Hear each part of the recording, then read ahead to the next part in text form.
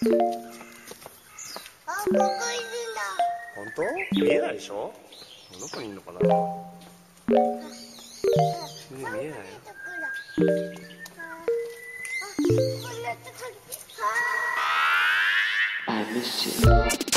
What's good, Internet? It is Friday, July 30th, and you're listening to Waypoint Radio, episode 414. I am your host, Austin Walker. I am joined by Patrick Klepek. Hello. Ricardo Contreras. Yo. And Victorious, I believe. My understanding is... You know what's not joining us? The wheel. The wheel has been broken. The wheel has been broken. The wheel has been broken, everybody. Let it ring through these hallowed halls. The wheel has been broken. Rob Zachney, Victorious in your... That Game of Thrones thing? I'm just realizing this now. Is that a fucking Game of Thrones? Yeah, but come on. Yes, it is. Other wheels exist. But unlike them, I broke the wheel. I didn't be like, what if the wheel just had a good story to tell? And that story was not so good. But anyway, we're out of script. Goodbye. Farewell. Rob Zachney, Victorious, in your Conquest of Resident Evil remake. Last night, y'all wrapped that up. I cleared up a lot of business last night during the stream. Yeah? Wait, that sounds like you knocked someone out in real life. We had 1 out of 2 successful streams, and the second one was successful. I watched the first one. The first one, there were some boulders. Okay, hold on. There were some boulders that gave you a little trouble. I think... Also, just a general layout that was kind of hard to internalize, it seemed. Both streams were successful, just... by different metrics. One was successful not as Resident Evil, but as torture porn. The other, I was like, no more torture porn. No more wheel. Even though the wheel actually didn't cause the real problems in that first stream, it was mostly just the boulders. It did give you those tank controls at a real opportune time. Those did not help. And there's some places, well, we'll talk about it, but the point is, got through the finale of the game, ended real strong in some ways, but man, it's wild how everything people talk about with the endings of these Resident Evil games are so weird. Hey, guess what was baked in from the start, apparently? Because the last stages of that were like, all right, Jill, here's the Magnum and the grenade launcher. Go to town. Yep. And I was like, okay, I guess I will.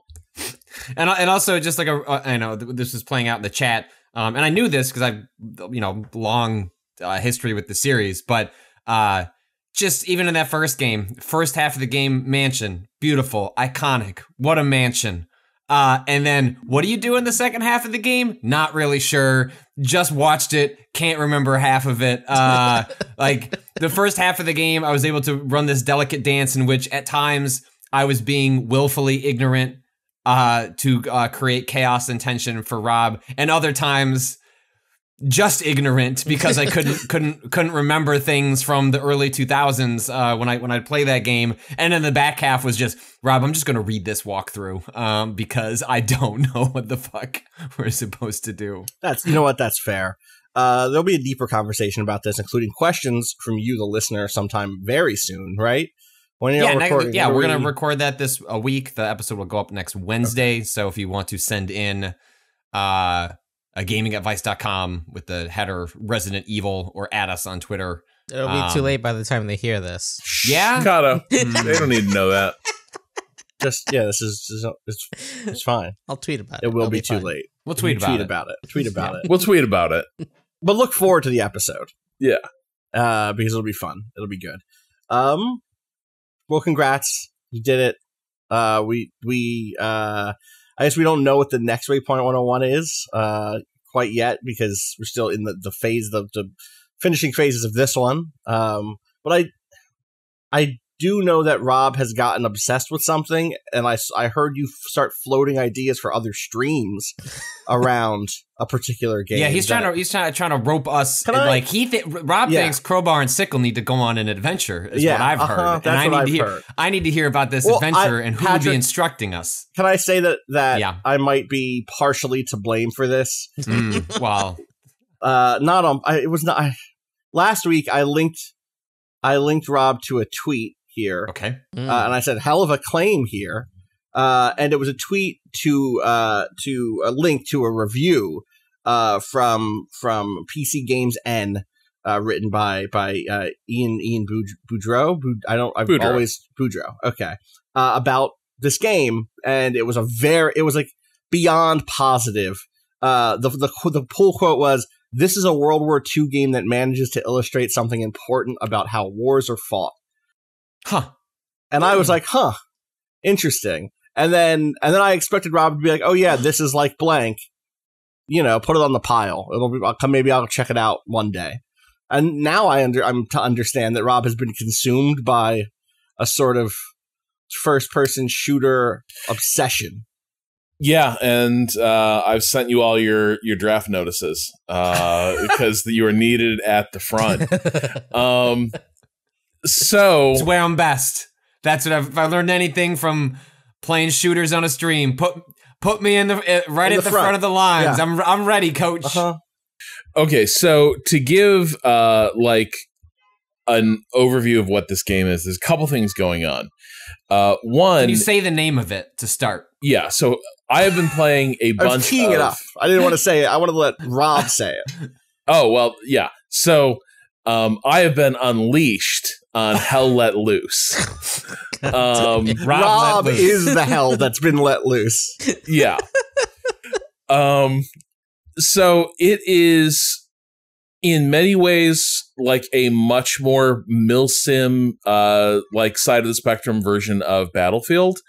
And if you extend that spectrum out far enough, you end up at things like Arma, or there was a great series some years back, Red Orchestra, which was very much like antique military arms nerds make a shooter, right? And like, so that was a game that had all sorts of like really elaborate mechanics around like what it's actually like to wield a World War II era weapon. It could be really overbearing and really demanding.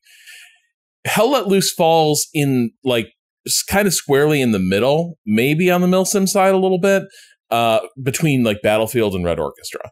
It is a very team-oriented, like capture point multiplayer shooter, 100 players to a match, very big maps, and in general, it favors much longer engagement ranges than you find in like a Battlefield game, like where Battlefield has lots of parts of the levels where it is designed to make sure that like people with close range ARs and SMGs have lots to do. The shotguns are still viable.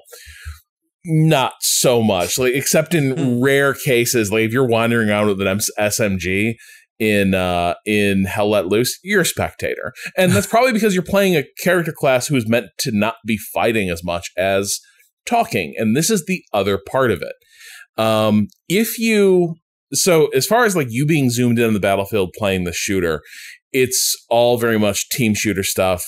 You know, there's different classes. There's a lot of like carefully scanning the horizon for targets, but then the level above that is the squad leaders and the team commander layer. The team commander is effectively playing an RTS versus the other team. And the team commander's units just happen to be players who are all individual like actors who can take different classes. Their way of communicating and they really are more of a coordinator than commander in some ways. They are on a private like comms channel with all the squad leaders. And so you have multiple...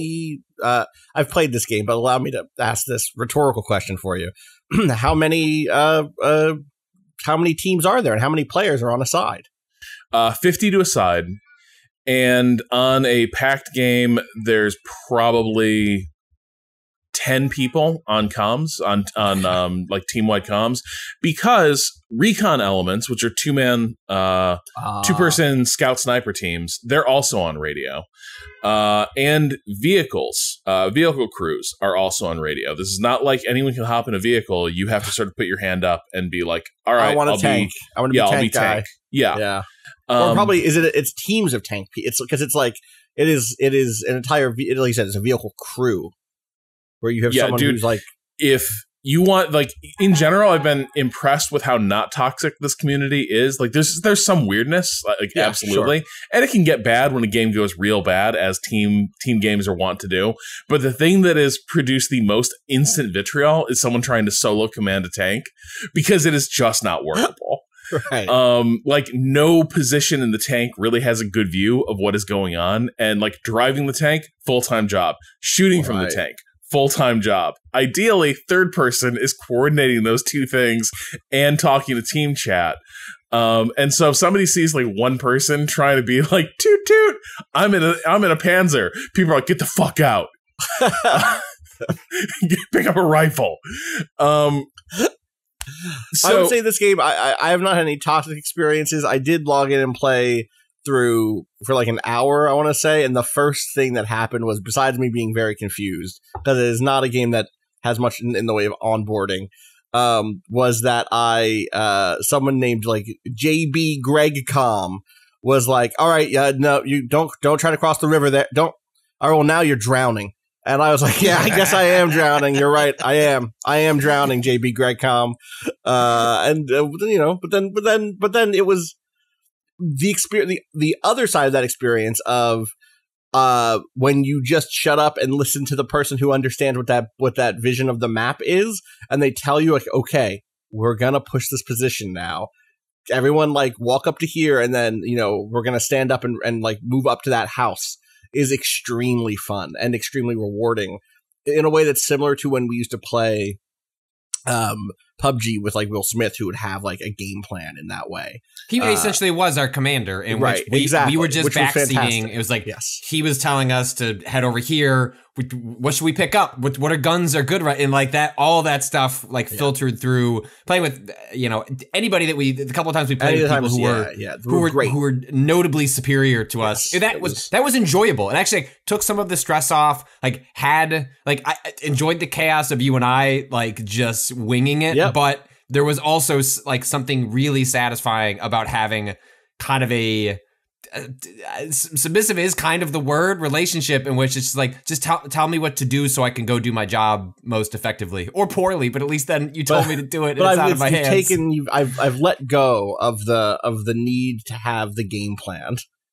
And I think one of the things this game does smartly to sort of force some of that coordination is that this is not a game that really is kind to people who are just going to go out and solo. For one thing, if you pull up the score, like, it's not going to show you your KDs. Like, you're just not going to like get that information. It's going to score you on like what you've been doing offensively, defensively, in terms of supporting your teammates. The score is very abstracted until like the end game final match score. And it doesn't give you things like, you get no feedback on like, you just killed so-and-so. You have no idea. Like, you're shooting rounds downrange and you're like, I think I got him. I don't know. Which is great, because like it leaves the fog of war in place, where like Battlefield immediately, if you shoot somebody and kill them, you immediately know you weren't jumping at shadows. You immediately know you don't need to keep shooting. This is like, I probably just should keep shooting. Because if I didn't get that person, need to keep their heads down. Maybe what's a clip if not to be used? Yeah. And there's a suppression mechanic as well, where if someone is under direct fire, like their vision blurs out. Really? It gets nearsighted, pretty much. Yeah. Like that stuff is wild. Yeah. If you're under fire in this game, it is. I won't need you to. I won't need to say hit Z. You'll be like, I'm on the ground. I want to hide to the nearest tall grass immediately. I'm gonna like try to crawl towards any small like little rise of like a little mound of dirt to be my cover. I'm just gonna remain completely still. And the thing is, like, unless someone has a scope on you, that's very effective. Like, yeah, you're gone. You're in the tall grass. Like, who's gonna see you?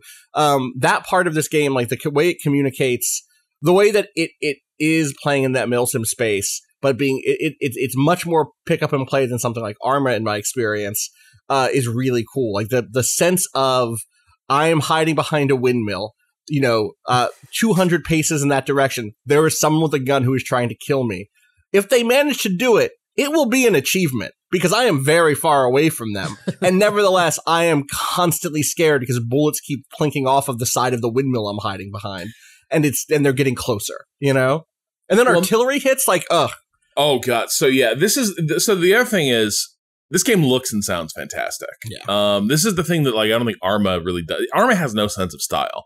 Arma can be very cool, but it's a very stripped down sim, right? And it looks like one. It's really like about making sure the weapon systems and guns like behave accurately and creating a huge like map for teams to battle over. But that's at the expense of like creating a really like high fidelity and stylish look to the game. This is very much like, like the maps aren't just like detailed, but they each have like a very strong vibe or an atmosphere.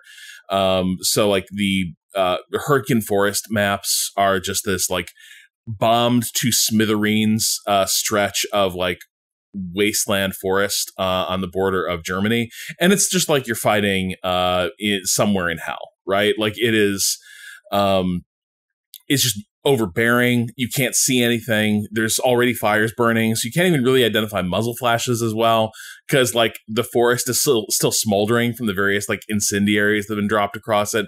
If you go to Normandy, you'll have these like glorious like sunny days, sun shining down on these unharvested fields in France, and it's really gorgeous. And then the sound also is really incredible, and you have the drama of as you approach the battlefield. And Ian talked about this in his review, and he's dead on.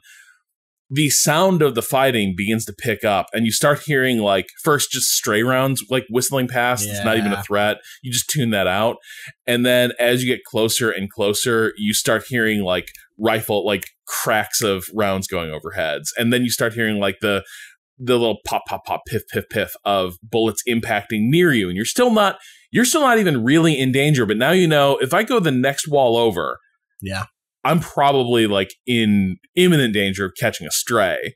And the next wall after that is the front line. Right. Like you'll be in danger, not of someone aiming down sights and like taking you out, but just like, they're firing in this general direction. Bullets are in the air. You might get hit by one. And if you do, you'll go down and have a very slow bleed out as you hope and wait for a medic to crawl over to you, and they won't. But they won't.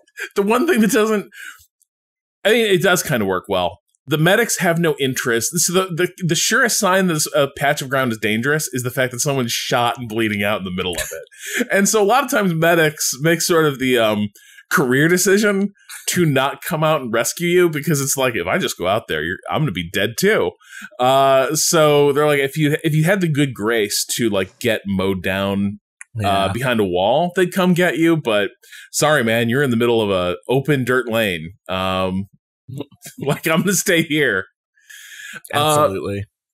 But so at the higher level, the commander is talking to the squad leads, and the way they sort of force coordination and the way this like Battlefield, no matter how they structure that game, tends to devolve into people kind of doing whatever they're going to do, and not really fighting as squads. When they do, it's really good and really cool, but there's very little that forces you to do that. Here, the way they kind of force a little more teamwork is that there are no spawn locations near any of the objectives. They don't exist on the map. The only baked-in spawn locations are headquarters spawns at the very far edge of the map. The map is probably 10 kilometers or so wide, and so to walk across the map is a 10-kilometer walk with your soldier. So what you need to do as a team is set up like garrison spawns near the objectives, and probably not too close, because these are sort of your high value. Your whole team can spawn in massive waves on garrisons. Squad leaders can create outpost spawns, which have a very quick cooldown timer and are often positioned like right there by the front. Like basically, the outpost is going to be hidden behind a building, and you run around the corner from that building and you're on the front line. That's how you sort of keep up pressure and momentum.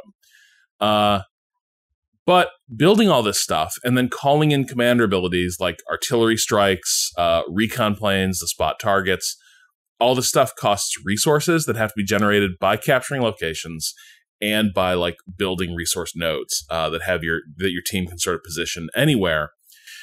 And so the push-pull of the game becomes like, we can't take this position. We can keep rushing the point till, hell freezes over. We're not going to take it.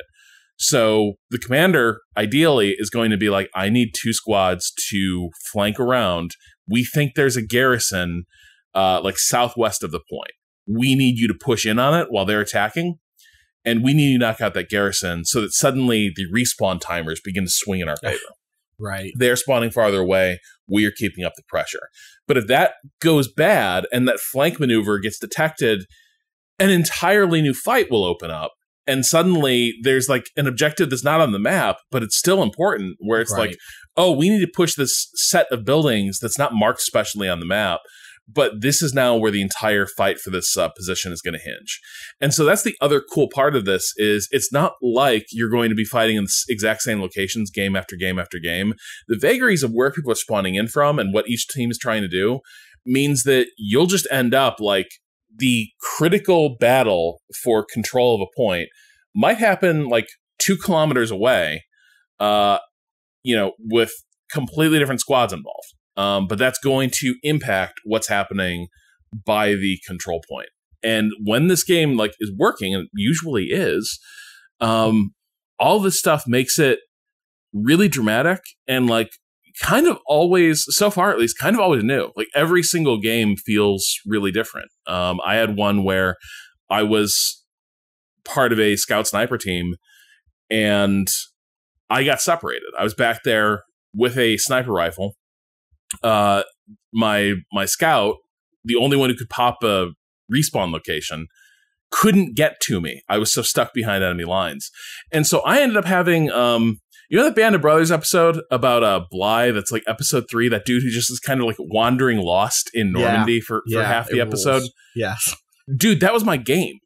Where like I would occasionally like mark targets and be like, I call them in, and maybe people would come and deal with them. Probably not. Or I would like try to run to the sound of fighting, and I would get there just as the fighting was like sputtering to a halt. And I would hear like flare up somewhere else, and I'd start chasing that. And it ended up being this like really weird, suspenseful, like just a solid hour of me moseying around the backdrop of this battlefield. It was I had a successful game. I notched a lot of kills. I marked a lot of targets, but it was totally only occasionally would I run into someone from my team, and I'd use the local proximity chat to be like, I spotted some guys behind that ridge, and I'd hear their officer be like, all right, guys, let's go take that hedgerow, and they'd run off, and I would never see them again. And I'd be like, great. Great. Bye, go with God. I will resume my search. And it was beautiful. I don't know that I can. This game being about constant interaction and talking with strangers, like even just imagining it gives me like enormous anxiety. Even if the community is fine. Well, the thing is, if we stick to our own squad, I think we could do that if we were like a sniper scouting team or what. But the idea of like on my own volition on a Tuesday evening, just like talking to strangers, I get a not. I don't even have that much social anxiety, but I've always had social anxiety over the phone. There's like in person, I can talk to anyone. Strangers, like I don't know if it's something about like my personality adopts a confidence that like I lack with the like distance of a device, but I can't like I remember in journalism school when they would one of the tasks for like an early story was just go to the talk that's happening at one of the halls and the people in line. Just interview like 5 of them and then write a story based on those 5 interviews. Doesn't matter what it's about. Just find a way to craft. And like just looking at a line and then having to talk to 5 people gave me like more anxiety than talking to like a Miyamoto or like something like that. Like even, I don't know. So I'm just curious how clearly you don't have that hiccup and that's cool. I do. Okay. I do. Right. Like I don't play that many multiplayer games because of this reason in some ways. Sure. In general, first of all, like there's a lot of good comms discipline. Like usually people are not just like jamming, bullshitting. Yeah. Yeah. Like usually people are just like very quietly calling out targets or just asking questions. Hey, I think I see some guys moving around Northwest. Should we reorient there. Nah, ignore those guys. Stuff like that. It's very on point. Probably the most anxiety-inducing thing I did was a couple nights ago. It was my first game on the Stalingrad map, which are new. The Eastern Front maps are new. They're fucking awesome. Katyusha rocket barrages. There's those multiple rocket launchers that like make that like whir, whir, whir noise, and just like it's like hell coming down as these like rockets just carpet an area. The Stalingrad map is incredible, but we were playing this game and it was literally like the opening with a terrible movie, Enemy at the Gates, where like they're just getting massacred trying to run up the banks of the Volga and they just can't get anywhere. That was my game. And nobody would play Commander. And the game doesn't work without Commander. Like, Commander's the only one who can call in like tanks. Commander's the only one who can call in like airstrikes and like artillery. And I was like, hey, anyone gonna be Commander? And nobody, like, I don't want to do it. I don't like it. What I find fascinating is I wonder in some degrees, because of the way this is structured, you're going to have situations where certain personality types are drawn to certain anchors of like the mechanics because they're the ones that feel confident or are willing to try to do a role that a lot of other people are like, hey, I'm like, show me where to point the gun. I don't want to tell people what to do. So you end up drawing specific types of people into those roles. I mean, obviously it sounds like you are not that person and just chose to be like, well, I don't want this match to go awry. I'm just going to, the worst case scenario is I give it a whirl and everyone else was a coward too. Right. So I'm curious how that went for you once you found yourself in that spot. It was fascinating and like really heady. In part because when I got on, like, first of all, I was just a member of a squad. I went straight into the commander role. Jeez. And it was like changing radio frequencies and things were not good. Because in your squad, the tier of conversation can only get so bad. Because you can always be like, well, that push didn't work. Let's go back to the garrison and we'll do something different now. And maybe someone like is mad that you didn't deploy the ammo reserves you have or whatever, but like that's a single, very pointed set of frustrations about a single objective. So I can imagine it was weird to go from that up all the way. Dude, it was like, just flip the dial. And it was like, so we want to push this fucking point? All right, that push didn't work at all. That was don't even try going north. I don't know who said we should go there. It's just crawling. There's a tank up there. It's crawling with them. That's not working. Well, we need some help down south. It was just like a nonstop chatter. And so I was like, okay. Master strategist Rob Zachney. Here we go. Yeah, I was like, first off, why? Like, my first question was like, okay, What is a war but the grandest puzzle of them all? So as Rob dusts off his soliloquies of war, it's like, before we talk strategy, we need to talk. Like, what is ethos? War? You guys familiar with the concept of Schwerpunkt? So my favorite mission in Cyberpunk. Yeah. My first question was like, I was like, hey, so I'm looking at the map. And I am seeing that our direct push, like nobody is anywhere near the direct line of attack on the control point on the banks of the Volga. I was like, what's going on? Like, I cannot see. Why is nobody pushing in through there? And somebody else got on the comments like, I can tell you exactly why that is. They're not marked on the map, but those buildings through there, the buildings on the other side of that square are completely crawling with Germans. That is a no man's land. Like, anyone who runs out in there is killed instantly. And I was like, great. Keep doing what you're doing. Like, keep massing, like northeast of that field. I'm going to call in a rocket artillery barrage in 30 seconds. Get ready.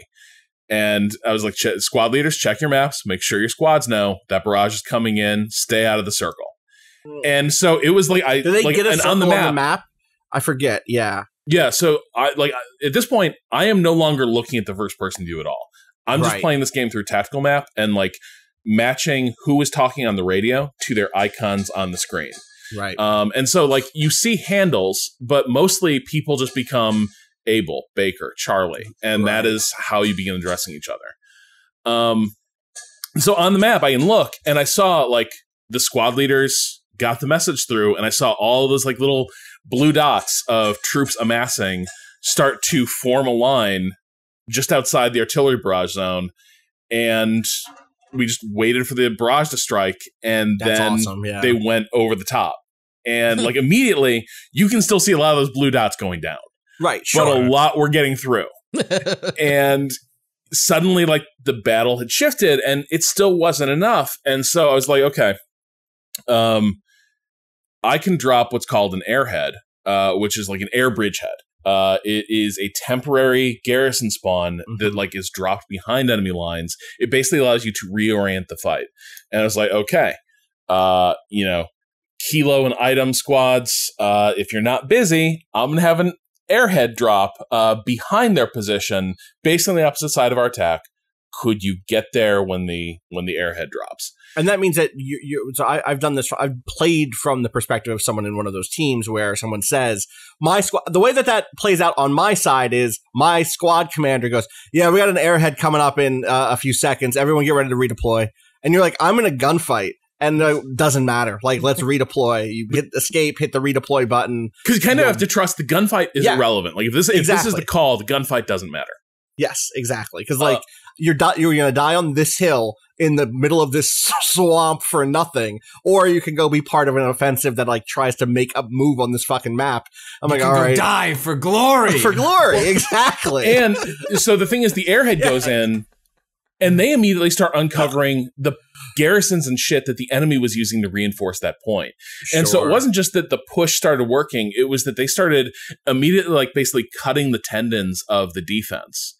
And so real quickly, like, that position unlocked. And from there we were rolling. But most of what I was doing as commander turned into just keeping everyone from losing their fucking minds, because the vibes were not great. A lot of new players were in the game. A lot of squad leaders were like, I am trying my best to lead these guys, but like people are not really responding to comms or calls. So like I got a full squad and I got like 2 people who were responding to me. And I was like, great, that's good information. We'll just work with that. And the main thing was just there was one really good squad leader, Baker. It was a very pissed off Italian dude who was just seething at the lack of coordination he was seeing on the rest of the team. And so most of my job as commander turned into like keeping this guy on task while shutting him down as he began to lash out and spiral at other squads. Oh my God. Where I was like, yeah, Baker, you know, we don't have munitions for a artillery barrage right now. I can't help you. Just stand pat, put that garrison down you're talking about. If you need supplies, let me know. Hang on. I need Charlie to repeat their last call.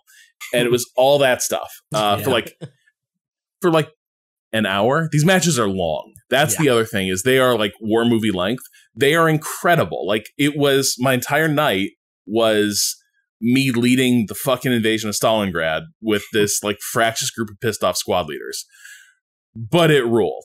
And the only time I did anything that wasn't in the map was at one point we needed to garrison up at a sort of hinge location that was like in no man's land between 2 major fights. And I was just like, I'm just going to run out there and pop it. And so like I was sort of running there, like ducking into shell holes, like checking my map, like anyone need anything great, and kept just sort of like scurrying a bit like a rat to this key location and plopping down a garrison and opening up like this third direction of a push. And it was weird because I was just totally alone out there. And occasionally, like, I knew a sniper was like could see me, and people just like take pot shots, and you just kind of tune it out. And you get back on your radio and you continue chatting. It was stressful. Like there were moments where the vibe on the team comms was very much like a work meeting gone very sour. And it turns into a lot of, I hear what you were saying. I agree, that is frustrating, but we can't do anything about that right now. So, but like when the game is good, and it usually is, it's just maybe my favorite shooter in years since Red Orchestra 2. Certainly since Battlefield 1. But yeah, it's kind of like everything I would want from a military shooter. Awesome. And I'm shocked at how well and reliably it works. I'm excited to fall into this rabbit hole, or at least see where I like. It's one of those things where looking in from the outside, or I've played a little bit of it. It scratches a lot of itches in terms of what I like from first person shooters and multiplayer games, the storytelling stuff. We talked a lot about this when we were playing PUBG and Fortnite, where I like being able to narrativize what has happened to me in a video game or what I've done in a video game. I like to be able to tell a story after I play it, and that immediately loans itself to that sort of interpretational play.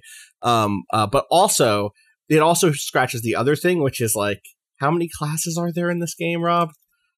It's like 10, right? Because it's like rifleman, medic. I got a list in front of me. Here we go. Right, officer, rifleman, assault, automatic rifleman, medic, support, machine gunner, anti-tank engineer, and that's just infantry. Then there's also tank commander and crewman, and then there's spotter and sniper. So there's like a lot of roles to play, and just being like, I'm just gonna play a medic. What if I just commit? And I'm just like, I'll start as rifleman. The game yells at you and says you should start as rifleman so that you're not like a burden on your team. They're just kind of all-arounders. But if I was just like, I'm gonna learn how to be just a damn good medic, that sounds really fun to me, So I need to watch some videos and like see the class breakdowns and progression mechanics. I will say the pterodactyl videos were very useful to me as I tried to figure out this game. Awesome. Because there's things where it's like pterodactyl. Like someone named Terry who was like, pterodactyl. Yep. And I think they might be a like PUBG person as well, like creating tutorials. I don't know, but like they're very good at explaining like, hey, so you might have heard people yelling about needing resources. How do resources work? Hey, you might have been being yelled at because you weren't being a good squad leader. What should a squad leader do? Sure. And it's sort of like that's kind of the tutorial the game doesn't have, that you just kind of have to pick up. I will say, to be a commander, what I had to do, like I sort of just went to an empty server and I was like, I'm going to use commander abilities and just see what this interface is like. And so I was out there on a like 1 out of 100 empty slots just on a map, like calling down, okay, I guess we will, like, I'm just going to watch where this like bombing run falls. Like, it's really dramatic when it comes in, but what is its actual spread? And the answer is it basically turns a straight kilometer into just a charnel house. It's incredible when a bombing run comes in. It's just Rob, like the world's over. I just love the image of you being at your commander desk with like an iPad set up with these tutorial videos off to this, like how to be a commander. Yeah, like, that's the stream I want. 1 second. Waypoint Plus subscribers are demanding. Let's see Rob quietly try to be a commander. The thing that's hard is you just can't vouch that no one's going to just start dropping slurs, right? So this was the thing that I was talking to Kato. I was like, if we streamed this, the source of the stream would have to be on our locked squad comms, and then someone on our team would have to be squad leader, and they would be hearing the public call. They'd have to narrate what's going on in the game. But like, if you are on the team comms, that is where you are most likely to hear bad shit, because like, and by the way, when I've heard it go bad, it's still like tame, but compared to any mainstream community. I think it's probably worth saying we could do a thing where we're like, we have the main Waypoint stream. Now this is welcome to meetings. Yeah. We're in a meeting now. Yeah. We could do a thing where we have the main Waypoint stream set up with the squad only comms, and then also have someone stream to their personal channel with the caveat: listen, we don't know what's going to happen here. Well, couldn't we? Can we just? We could probably get enough people we could get our audience to play with us, and that's less. Probably, but then you have to find an open server where you can drop all those people in. We should, yes, we should do that also. The Waypoint Hell Let Loose server. Yeah. Dear Uncle Vice, we need, how much does a server cost? Not much. Well, we'll see what we can do. Okay, but you see what I'm saying is that Rob, cut to Rob on Monday's podcast. So I built a server rack. Well, okay. First of all, a server doesn't cost much. A good server, oh my god, costs a little bit more. Yeah, I see. But you see what I'm saying? That like you could have here is the version that we are saying will be safe because we've done the work necessary. But if you want to go see Rob's perspective where he's being yelled at by some commander and is on the global comms, you could also see that by going to twitch.tv/whatever. Yeah. And that could be fun. That could be a fun way of doing it. Could squad stream those two channels, the whole thing. Right, exactly. That's exactly it. Yeah. That could be the play. Anyway, welcome. Thanks for letting us have this impromptu gameplay. But I just know that I need crowbar and sickle. Yeah, I know that I need that. Patrick, magic. I know you have a vacation coming up, but when you're back, yeah, well, we should hop in. Maybe you can do some preliminary investigation. You can scout the game for me and come back. That's what happened with PUBG, right? With PUBG, I left right after we launched Crowbar and Sickle, and then I left for a week, and it was just you and with guests, and you kind of checked it out. So this is Patrick is like that dude at the start of Vasily Grossman's Stalingrad, who's just a humble farmer, a family man, just wants to live a life of peace and good, earnest, honest, hard work. But he is called to the front. The motherland calls, Patrick. Will you answer? People need you. Yeah, exactly. Before we go to break, we will go to break in a moment. I've also queued up all these Hell Let Loose videos now, Rob, so get ready for me to fall in this fucking hole. We got patch notes, baby. Pokemon Unite patch notes. Do we? You all want to? You want me to read? Pokemon Unite. Here we go. Gardevoir arrives in Eos tonight at midnight PDT. Yeah. Along with the release of Gardevoir, we'll be addressing a few bugs, including an issue with the muscle band not acting as intended when equipped with Charizard. And then if you open the game, it says applying the update. Restart the app on your device to apply the update. Update details. Bug fixes, text fixes, shop updates. Bug fixes Charizard. That's a good beat. That's my new single. Yeah. I tried to stay on beat there. Of course, the community has begun the work of unpacking what any of this means. We did it. We got the Nintendo-like patch notes that we were afraid of. After we had that discussion on the last podcast, someone did reach out, and it was just gentle ribbing, but they're like, depending on the size of the team, sometimes the reason you don't get extensive patch notes is because you don't want to pay to have it localized into every language that your game is available for. And so you just put general bug fixes, which you've already paid to have localized, and then let the community figure it out. It's like, that's fair. I can see that being a reasonable reason why you didn't do that. I don't like this Charizard nerf. I don't play Charizard, but I don't like it. What is it? So, according to some players in the community, this is from .esports, Kale Michael. According to some players in the community, the nerf comes in the form of the muscle band no longer being applied to every auto attack that Charizard uses. A muscle band is an item that just gives you a flat buff to all of your normal attacks, basically. Instead, the item will only buff every other auto attack, which severely decreases the amount of damage that the fire flying type can put out. The main reason for many players think this change was made is due to Charizard's Unite move, Seismic Slam, that's the ultimate. Prior to this nerf, Muscle Band would buff each auto attack used during the Unite move, making it extremely powerful and fast and very capable of dealing with multiple opponents, even Zapdos. You can't just make it not apply to every auto attack for a given character. That feels like it's breaking a fundamental truth about the game. Or if it did for every character, I would understand that. Charizard's auto attacks are kind of different than a lot of other ones. Are they? Yeah. Instead of it being there's usually it's 1, 2, 3, 2 regular attacks and then what they call a boosted attack. Charizard is a continuous flame. Oh, that interesting. takes each of those counts as a so it might be something about where that's it must being tick applied very quickly. Yeah, something that makes like sense. That. So that might if be. You're I've been playing Dark Souls 1 and 2, beat remastered not deep into, but well into Scholar of the First Sin now. And in that, a thing that is an important lesson with in enchanting weapons or using pine resin to buff them is in Dark Souls 1 at least, those sorts of buffs apply a flat 200 damage per hit, and so they work extremely well with something like a rapier where you're poke because you want that flat damage buff to hit every time. And so maybe it's a situation like that where if Charizard is hitting super fast, you're getting. I guess the thing is, the muscle band doesn't give a. Does muscle band give a flat buff or does it give a percentage? It's a percentage based on, I believe, the enemy's HP. Right, right. So it's like as they get lower, like it does more damage to kind of quick, like finish off someone who's. I just dislike. I dislike any sort of buff, a change to a rule where it's like, this item works like this, except for this one character, and we're not going to even say on the item how it doesn't work on that character. In the same way.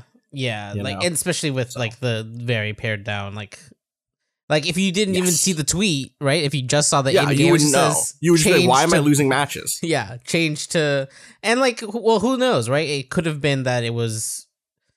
I could see how, because of the way that Charizard's auto attacks works, maybe it was outputting more than they intended.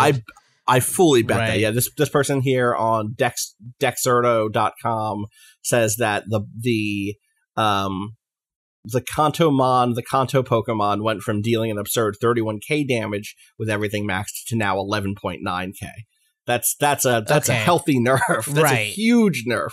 And that seems that's fine. With the ult, to be clear. Right. Yeah. Because I don't know that anyone's health goes above, like, I mean, maybe tanks get into the 10k range, but like, as far as I can tell, that means that ult's an instant kill for basically anything. Right? Yeah. If you have that item, and maybe to their credit, you do the Band-Aid fix now, and long term you maybe reevaluate how that stuff works. But the most important thing is the balance and health of the game. So you do that instant. Like, it doesn't sit well with me in the realm of ideas and game design way. Right. But as someone who's playing the game, who now won't be one shot by Charizards just cause, yeah, sure, I get it. 100% get it. Yeah. I what's wish up with, there were... Do you know what's up with this new Pokemon? Gardevoir. Yeah, what's her deal? It's funny that you say that. That is a she, though. That Pokemon line is what's the word for it? I forgot. Women? Animes. No, like animals that have visible differentiation between their sexes. There's a word for that. And I forget what it is, because not all Pokemon do this, right? Yes. Some Pokemon look identical no matter what. There are dude Gardevoirs, right? Because you definitely are there just straight up not. No, this is what I'm saying. Like, that Pokemon line, depending on what sex the Pokemon is is its smaller form, splits. I see. Right, Corellia splits into Gardevoir or. What's the other one? I always forget. Galad. Right, a lad. Like a lad. Yeah. Uh-huh. Gotcha. Gardevoir is a psychic Pokemon and is a ranged attacker. Kind of like Venusaur. Less tanky, but seems to be like a little more bursty. Lot more interesting AoE stuff. Good in a team fight. Is she free to play on the non-ranked matches right now? Yeah, I think she's put her in the rotation? I'll give her a rotation to give her a shot. I've come around on Venusaur in a big way. I really like the blend of it. Like you said, that I think Venusaur can really be statted out to be, or can be built to be either a little more bursty or a little more tanky, and I love being able to look at a team comp and be like, you know what, I'm going to take the self heal because we just don't have a dedicated tank. I can kind of play that role, you know. It's been rough as a Gengar who's usually kind of jump on a single person and burst them down really quick. As more and more Venusaurs have realized that their tank combos that do damage and AoE around them kind of stop me dead in my tracks. Do they? I jump on them if you're kitted right to have extra HP. I can't kill you fast enough, and the AoE that little AoE thing, that Petal Swarm or whatever, will kill me before I can kill you, because I'm jumping within the AoE. You're jumping over so and over. In it. Yeah. Right. Okay. That's interesting. Huh. So yeah, that's a fun way to. Okay, I've been having trouble with. Yeah, if you see an enemy Gengar, the real thing about those the speedster characters, Absol, with Zeraora and Gengar, is that they just require lockdown, which exists. I've been having a lot of success when somebody else snipes Gengar going slow bro and just focus CC down on the speedster, get them down. They're pretty squishy, so once they're like locked down, if you have a teammate with you that's paying attention and will kill them, you're good, right? Like that's the one thing about those characters is that they can jump around, but the second that they're out of their cooldowns, or if you've stunned them, they're done. So it's been interesting climbing the ranks and like at first having not a lot of it, like feeling like speedsters as a class were kind of overpowered. Like I understood them conceptually as a MOBA player. Like I understand what this class is. It's glass cannon basically. You go in, you deal enough damage, and you either you get out or they're dead. And people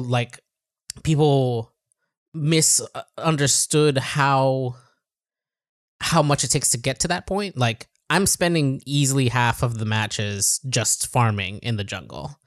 And as I'm climbing in the ranks, it's starting to show people understand that now. I'm now being harassed in the jungle. Like people are coming into the jungle being like, where's that fucker? I know he's in here just fucking getting strong. I can't let him get swole. Which is it's made the matches more tense and a little more interesting than me just kind of like overpowering everyone because they didn't understand the like MOBA. I like the core mechanics, the basic. I'm so excited by the sound of that, of like people naively rediscovering MOBA strategy. Yeah, like that's what's happening. It really is. I got to get in there. I got to get in there. This is the one moment I can be competitive and useful in one of these games. 100%. It is going to roll up and be like, I know what laning is. Yeah, 100%. Exactly. Absolutely. 100%. Dude, the second they're like, oh, they put 3 people in this lane? All right, well, we're going to fucking win because one of these people is going to be underleveled. Yeah. Their entire, And as soon as you see that, you're like, okay, I know exactly what to do here. It's great. Yeah. And that's as someone who's never played a MOBA but has just been around enough MOBA stuff to have learned from osmosis what the basic structure and basic techniques are. Feels great. Feels like I'm playing. It feels like I've gone to a grade school to play pickup ball. I was never good enough to be a jungler of any sort, but like maybe here's is your my chance to be the this predator. Is your fucking chance. And all you spend 4 minutes in the jungle, and then you come out a beast, and you wreck shop for the rest of the 6 minutes of the match. Right, it's 10-minute match. You may have beautiful. missed this because I don't think you were in either of the episodes we talked about this game. This game is 10-minute matches. It's 10-minute matches. Oh, that's that fits perfectly. Slips right in. Snack. That's a little snack. That's a little snack. You put on a pot of coffee. You have a match. The coffee's done. Look at this. And incredible. They've done, and again, we've said this before, but they've done an amazing job fitting the entire arc of a MOBA match into those 10 minutes. Like the ebbs and flows, work like just the way like it feels like coming home. You know, like you get the whole thing. I am starting to come around to the idea that there should be a 15 or 20-minute match also. But I won't just like Give it. Maybe it's Patrick shaking his head at me for this. Like you're doing the thing. Yeah. Right. Well, that was the whole thing. I want an on-ramp. You know what game? I would like it if you stop being the thing that is getting a lot of people. I don't want it to stop. I don't want that to not be. In the same way, there's a but the moment you introduce that, but there's a quick play mode. There's a quick play mode. Why can't there be a long play mode? Yeah. Get out of here. Look, imagine there being enough time for 2 Zapdos. You can take back the take back. Like, make each of the zones like 200 points 200, instead, right? 200 Rob's so insulted by this, he left. He left. He got up out of his chair and he said, ugh. He went to go get his Switch so he could download the game and join us. Yeah. Now he's just going to get Patrick in somehow. I did just download it while you guys were talking. I'd forgotten about it. That's right. Good. That's right. The multiplayer August here at Waypoint. It's all multiplayer. It's all stuff. MOBA. Let's go. We're playing MOBAs in all of our collective strengths playing video games for a full month. Yep, exactly. Maybe we'll get 1 win. That's not true. Kato and I kind of did really well when we were playing Pokemon until we started playing ranked. But I think that ranked stuff was also tough because we were split up among different ranks, and I wasn't as good. Sounds like this. I'm getting Patrick. better. They need us to tap in. That's what I'm saying.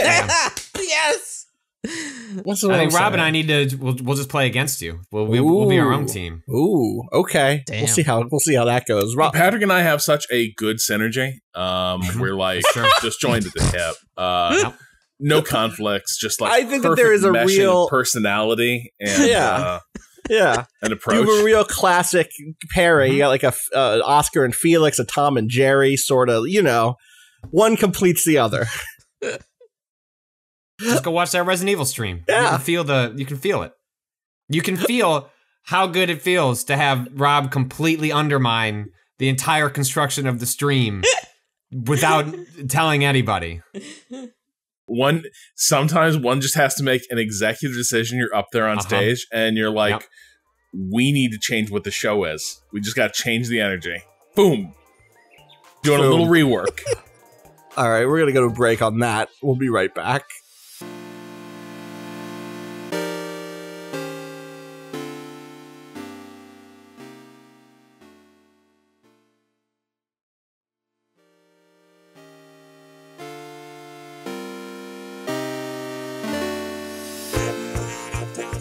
All right, before we get much deeper into the pod, we should quickly take an update on the ongoing kind of situation at Activision-Blizzard, the ways in which workers have responded to that, some additional developments as that story is unfolded. Patrick, would you say the walkout is the biggest news of the week? Yeah. I mean, there were a couple steps leading up to that one in which Bobby Kotick, the same head of Activision that bragged about the company having its best financial quarter ever while laying off 800 employees. Same Bobby Kotick who narrowly, through shareholder vote, managed to hold on to a more than $150 million payout this year, sent a letter in which, he called the original response internally to the lawsuit and externally, quote, tone deaf, and then attempted to circumvent the open letter that had been sent from, at the time, more than 800 signed employees, a letter of kind of intent of wanting change, including removing arbitration from employment clauses, which is a common tactic by companies in order to essentially squash privately different issues in the workplace, having folks, workers be involved in hiring a third-party audit firm to kind of like essentially assess the company and its issues separate from the the lawsuit that's occurring through the state of California. And Kotick basically was like, okay, what if let's get a third party, but I found it. I found the third party firm. It's great. They're going to come in. Yes, they might be the union busting firm that Amazon is also working with, but it's not us. It's a third party. And so that letter came through, very much trying to ride the wave of what these brave workers were asking for. And the result of that was the workers saying "fuck off" in much nicer language than that, but basically saying "fuck off" and organizing a walkout, which is different than a strike. I have seen certain reporters, some folks using the term strike. There is overlap in a workout and a walkout and a strike, but I just want to be specific in the language that was used by the organizers was a walkout with these specific demands, but a sort of like singular one-day walkout nonetheless. And so that walkout occurred this week, in which I haven't seen an official count because it was kind of a virtual and in-person walkout as a result of COVID protocols and understandable reasons why people would not want to gather in person, given we seem to be in the midst of a Delta spike with COVID-19. But by all accounts, a very successful event, an organizing event to get folks to, not just spark a conversation at Activision, but to, there was a letter circulated at Ubisoft. Yep. I think this was broken by Axios, in which at the time, 500 Ubisoft employees both criticized the lack of meaningful changes, actionable changes in their own culture, and also in solidarity with the folks over at Activision-Blizzard that were looking for change at their own company. And I think that brings us to where we're at today, which is that uncomfortable period in which, okay, what next? And we don't know what that is quite yet. Sometimes that stuff happens privately, sometimes that happens in public, sometimes it's a mixture of both, but a lot of, I think, really brave actions were taken, and now is the moment in which we find out if that results in, or frequently, unfortunately, don't hear if that results in meaningful change that makes the people at those workplaces happier as a result. Yeah, that is the trickiest part about this, is very much the like where is the point at which I would ever feel comfortable being like, well, Activision cleaned up its situation. Like, it's not a handful of firings. It's certainly a step would be for this case to play out, and for those who brought it to be given justice or vindication at the very least, if not justice. But like, there's not a thermometer you can drop into a company and then you read it and go, oh, the company culture is good here now. I now feel comfortable being like, thumbs up. Wow, they're great. And right. It's a very difficult. I mean, we went through this with Ubisoft over the last couple of years, in which I think it's just simply honest to say that I have friends who have worked for or currently work for Ubisoft who I want to support in terms of their careers, and like, I hope you do a good job. I hope the projects you're on succeed. I hope you find an audience. I hope you find players. But it's also good to see that there are still people at Ubisoft who are like, well, this didn't.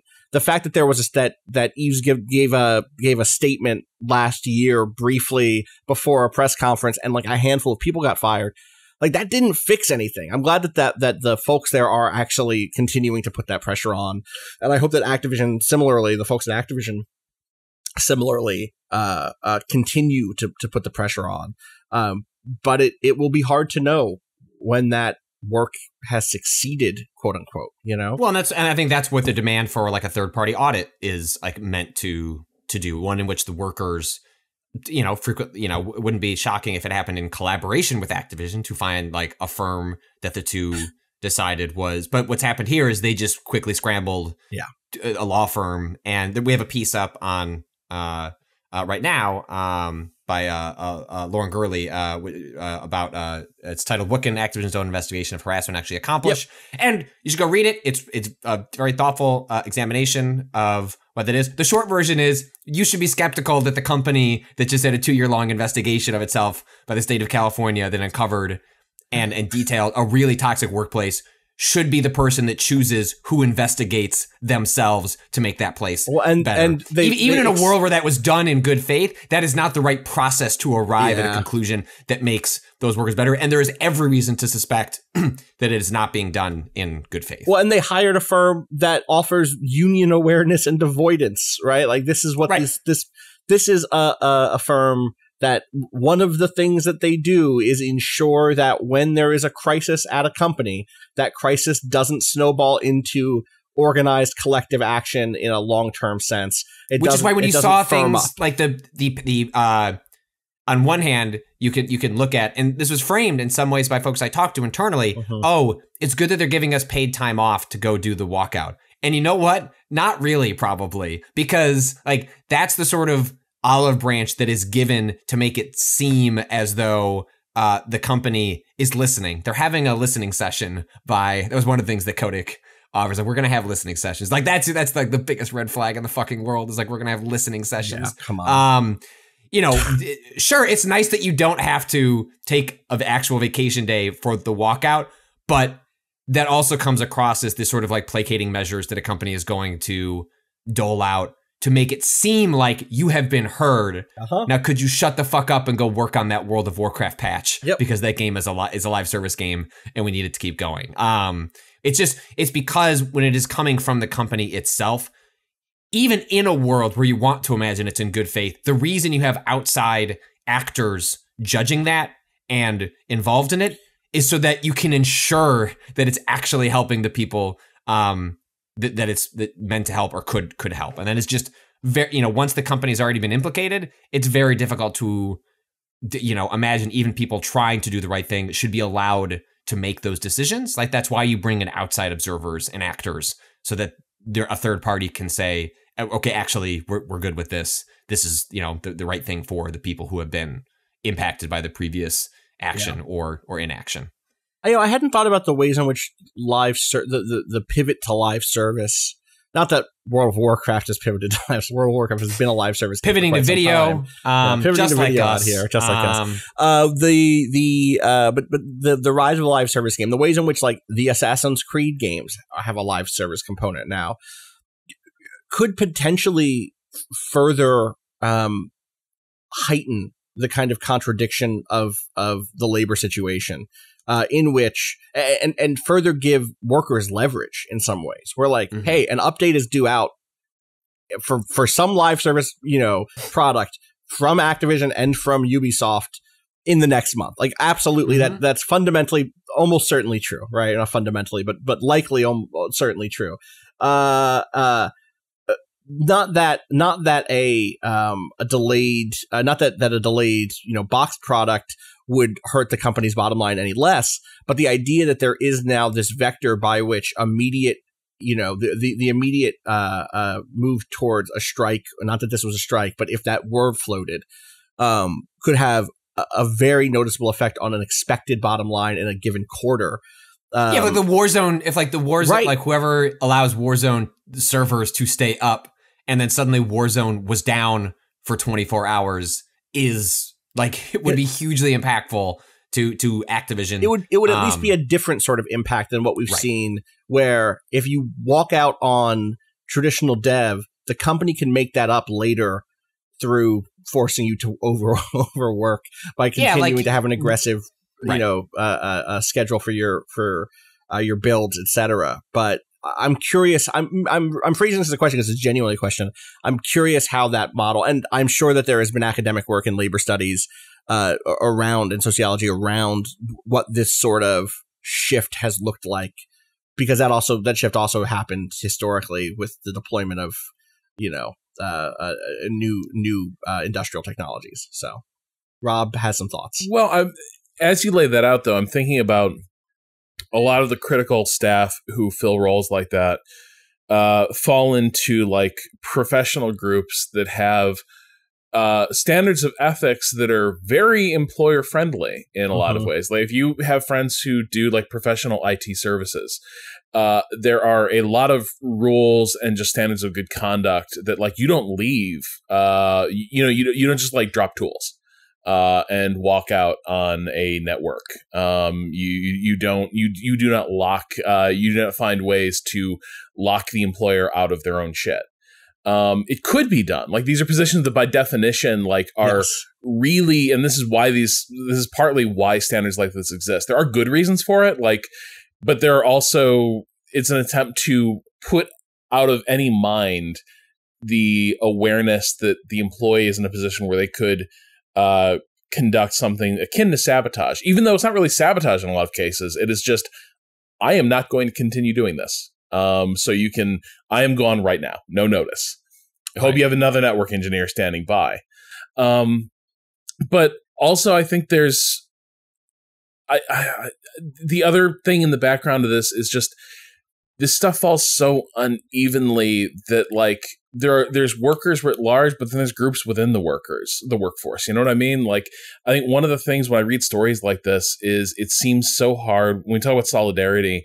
It seems so tricky to create a sense of solidarity you can really trust when something like this appears to have been so endemic within the organization, and you're still left with all those questions of who was permissive, who looked the other way, who didn't step up, and where did they work? Like, did this fall evenly across like all departments? A lot of the stories I've read indicate that some parts of the company were more rife with this shit than not, and so I think this is the other part of this. Is it seems so hard to completely, right now it just seems so hard to know who genuinely is shocked by this and who's pretending to be shocked. And an incredibly uncomfortable and awful thing, but I think it does cut to some of these issues of, well, how do these workers organize? I think part of it is the workers have to know who they're organizing with, and have to be able to trust that, like, when they all like undertake these measures, that they are all acting together and will actually stand by each other around these issues. And I think the nature of things like this, with these long running like histories of abuse, by their very nature, kind of do plant seeds of doubt. And I think that's going to be another that feels like a major hurdle. I will say that I think you're right, but I do think the goals of the walkout were smartly shaped to build future movements around. The demands weren't just the hiring of the third party, auditor. It was also about releasing and creating transparency around compensation, promotion rates, salary ranges. It was about getting rid of arbitration clauses in employment contracts, the sort of thing that are often wielded as a scare tactic against people who maybe are not in that in-group, but who are afraid of being punished for even talking about organization, or for even, for raising any individual issue. So if they succeed at those demands, which, we'll see. It is difficult to imagine Activision. That was also part of the riot. Right. Yes. Lawsuit, and I might be getting this wrong. I should look it up as I say this, but I believe they ended up not getting the arbitration stuff removed. Yeah. Out. But like those are the things. Those things are helpful for long-term solidarity building, partially because they bring to the forefront the contradictions already at your workplace, in which you start to look around and go, hey, I know who's doing the work. Why are they being paid so poorly? Hey, I know who's working the hours. Why have they been passed up for a promotion? Hey, look at the ways in which, there's a whole racialized component to this that has not been talked about very much since the official, or since that initial post around Black workers, and especially Black women, having additional demands, constraints, and pressures and abuses put on them. And being able to like point to the data that shows that will be helpful long term. And so I hope they at least get that. We'll see, right? Like obviously solidarity with them, and obviously I think it's fair to say that unionization here, unionization in the industry writ large, is the most obvious step towards some degree of safety here. There is no perfect wall to build between a workplace and problems of abuse. There is, perfection as a process. It is not a destination. And with problems like this that are not unique to the games industry, that are not unique to large corporations, that happen in the smallest social circles in the world, that happen in groups of that happen in the family, that happen in schools, that happen across industries. We're talking about a much larger project. We're talking about a project that requires a much more general reorganization, and general in the most unfortunate and broad and difficult way. But that sort of cultural change happens bit by bit through small actions, and through sectors of the world shifting. And so in many ways, the fact that they walked out at all, the fact that Ubisoft's workers followed up with a letter, which that letter isn't going to change things in a big way, but it's less that those things, for me, it's less that those things are huge grand acts, and it's more that they are mile markers. That like a decade ago, that letter would not have been sent. No, a decade ago would not have happened. Right, a decade ago, we that clip from BlizzCon of the woman asking for the characters to not look like they walked out of a Victoria's Secret catalog, and a bunch of men chuckled and made fun of her. And made fun of her. Which catalog would you like them to walk out of? Is what the response was. Like, deeply dismissive. It's stuff like that where that shit is still happening in different ways, yep. But we have their progress has been made. It is one of those things where in hindsight you can see where the journey, even if it's not where we want it to be. Yeah, and also one thing I got a little irked when some folks asked the organizers if they had discussed unionization, and their response was, we have not. Like, that's a conversation for the future. I don't. If they were, the thing that you shouldn't do is tell the fucking press that you're organizing. Absolutely not. You know what I mean? Are you fucking kidding me? So, so on the one hand, I understand people being like, "Why are they talking about it's organizing?" Shut the fuck up Friday. Don't fucking say you're unionizing until you're fucking unionized. Right? Like that. Yeah. God damn. And to those organizers, if what you did was tell the press that you haven't had that conversation and that is actually what happened, don't do that. Do not do that in the future. Like it's like it is the case that they should not be telling the press any of their deliberations whatsoever. Yep. But if they are, they should be fucking lying about it. Because it is not our, this is me, like, who is in a union, is proud to have been in a union. Like, it's something that keeps me from wanting to go to other places, because like it is not always the case that you'll be able to be in a union again. And so that means something to me. And there's less. So yes, fucking lie to me as a journalist, because if you want to actually have that happen, it is not going to be because I got a statement about you unionizing or talking about it or not. When reporters unionize, they don't tend to file stories about the union they're considering, but you do tend to see stories about, hey, we've signed in letter of intent to unionize, right. And management at that point it's in motion. That. Yeah. Then there's a story you want to talk about. But yeah, like it's very rare you see we're thinking about it. Maybe in 6 months or so we'll be like seeing how people feel about it. I don't know. Get back to us. Yeah, totally. And I'm sure there are people out there who are listening and who are like, why do you have to be so surreptitious about unionizing? And it's because, like, the second the company catches wind that the workers are going to unionize, they will activate a plan of action that is meant to undermine that as soon as possible. Find the cracks in, not just the cracks in the argument for unionization, not just we'll have a debate, I'll tell you why unionization is bad, but literally we'll find the cracks in the social makeup of particular groups inside of that workspace. We'll drive wedges between people. Go look at the propaganda that places like Activision-Blizzard produced when the voice actor strike happened. It's like after a couple of years back. Yes. Go look at just recently the attempt to unionize like a factory in Amazon, and the propaganda that was built out of that. Those are two recent cases. One's in video games and one that isn't.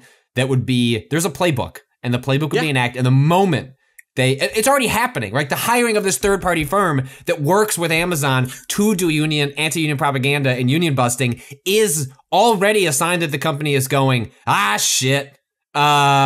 We should probably be prepared if this was to go any further. And so, well, that's the thing. That is the other important thing. I think everything we've seen so far from Activision Blizzard indicates that the response has been insincere, like across the board. And so, in terms of any of the sort of half measures they're going to dangle, like short of, well, we don't need to unionize. We're going to have internal reviews and committees looking at this. Like, there's this firm, you're right, Patrick. It'll be the same firm fighting the union if it goes that way in 6 months. They will pivot smoothly from like, all right, so the billing code for the review abusive workplace stuff, don't use that for the union busting. This is a firm in which in Kodak's email or memo, he's like, here's a phone number and an email so you can tell them what your experience has been like, which really just sounds like them collecting fucking information on the people that they're going to propagandize later if this was ever to move to an organizing movement. So like, don't call that number. Do not talk to those people. Dude, it's a mess, and we should say it too. The other thing to be worried about here, not to be worried about, but to be on the lookout for, is and not just from Activision Blizzard, from Ubisoft, from companies writ large, is this? We've talked about placation here, but there's a particular model of kind of neoliberal placation, which is increasingly around, hey, look, we're getting representation right. Hey, look, we've hired or we've promoted someone internally who is from a marginalized background, and like I love it when it's great when people win. Probably hired externally, by the way, like almost certainly. But there is but be on the lookout for ways in which progressive there's a sort of progressive wolf in sheep's clothing technique in which companies can clean up their image, kind of, pink wash, rainbow wash, green wash for that matter. Look at the ways in which we're committed to blank. Look at the ways in which we're committed to the LGBTQ people here at the company. Look at the ways in which we're committed to making our company more ecologically friendly. Look at the way in which we're committed to and really evaluate whether those things are commitments and it's often the case that what you see is you have people who are deeply you have, for instance, queer folks who are deeply passionate about the thing that they're working on, and they go to their supervisors or managers and say, hey, I would love to do something for Pride. And the manager has now been trained to say, yeah, sure, totally. That comes from someone internally who is like going out on a limb to make something happen. That does not mean that like queer folks have a great time at that company. It means that the message has gotten through to companies that if you wave the rainbow flag during Pride, you get some bonus points and people start to say that like you're an okay place to work. That does not mean that like queer folks aren't passed over for promotions. It does not mean the fact that someone may have put out a Black Lives Matter message does not mean that Black women are not, statistically, abused more often in these workplaces. So be wary of the ways in which messaging looks. If the messaging of the 2010s and the 2000s was we're all family here, be wary now of instead this move towards talking about what an open and welcoming workplace a place is. Again, it's not to say that that's not something to strive for. It's to like show me how. Put your money where your mouth is. What do pay rates look like? Who is paid what here? Can you guarantee me equity, or at least something alongside the ways in which when equity is distributed, who gets it? Who has access to the company in that way? So yeah, just beware. Everything at this point, as Rob likes to say sometimes, do not give into astonishment, and they find all new ways to astonish you every fucking year. So that's Activision, Blizzard, Ubisoft, industry, culture, writ large. That's 2021. We're done with 2021 now. That was the end of it. So we can just take a break. We're good. Nice. Video games. Patrick, did you finish up? Death's Door. Death's Door. I'll close. I'll provide my closing thoughts probably on Monday when I've actually finished it. But I will say that the second half of the game is so strong compared to the first half. The addition of the grappling hook as a mechanic, both as an environmental tool and as in combat, is fantastic. I really like the level design in the second half. It's just so strong as all those things start interacting with one another and playing off one another. It even got me to I have a soft spot for a hook shot or any of that in a game is just like fucking catnip for me. So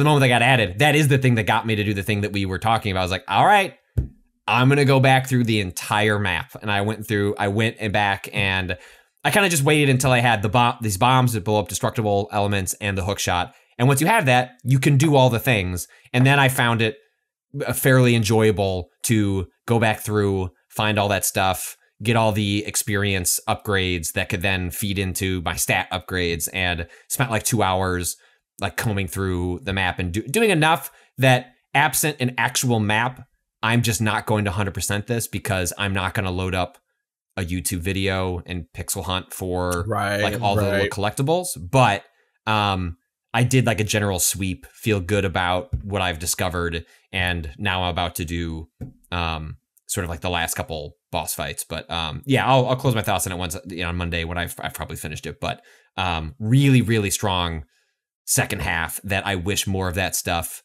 got in there faster, but it helps explain the glowing praise a lot of folks had for the game. That makes sense. In their reviews for folks who had played that second half, in which a lot of the elements really, really come together and sing in a way that I wish it happened a little faster. Yeah, that happens that way though. I want to shout something out really quick. do y'all remember on Steam when Steam was fresh and new in our minds? Late 2000s. Okay. Downloaded Half-Life 2. Servers downloaded crashed. Half-Life 2. In the first few years, it was like there were not that many games on Steam. See, you could see everything that came out on Steam. And then like the bundle years happened. Do you remember a game in that mix called Hammer Fight? I must have gotten 7 codes to Hammer Fight. No, okay. As someone who was broke and who constantly was like, "What's in this bundle?" Over and over again, there'd be a game called Hammer Fight in which you had like a little floating ship thing with like a mace attached to it that you kind of just like swung around and you hit other floating ships. I genuinely must have given away 5 or 6 copies of this game because it was in so many bundles at the time. As far as I knew, that was like the game this studio made, and then they disappeared. Well, they've made a new game called HighFleet, which is one of the most stylish things I've ever played. Rob is like nodding aggressively at this point. I'm going to link you to the trailer to HighFleet, a game being released by Microprose, which, by the way, I guess Microprose is releasing games again? The brand has been resurrected. Whose brand is this? Well, who owns this? Oh God, that part I don't know, but there's like no connection to Microprose. There has to be none, right? Yeah, this is just okay. I mean, this is the same way that like Interplay like is back, right? Like someone buys the rights, takes the IP that they own, and then knows that it'll get some amount of people to click a little faster because it's Microprose. So this game is at its heart of hearts. It is a airship combat game in which you're controlling a ship with WASD, a sort of diesel punk airship, and you're fighting other airships. It feels like Moonlander, where you have like thrust up on W, thrust down on S. A and D are left and right thrust. Q and R will tilt your ship back and forth. And you're launching missiles and shooting big, heavy guns.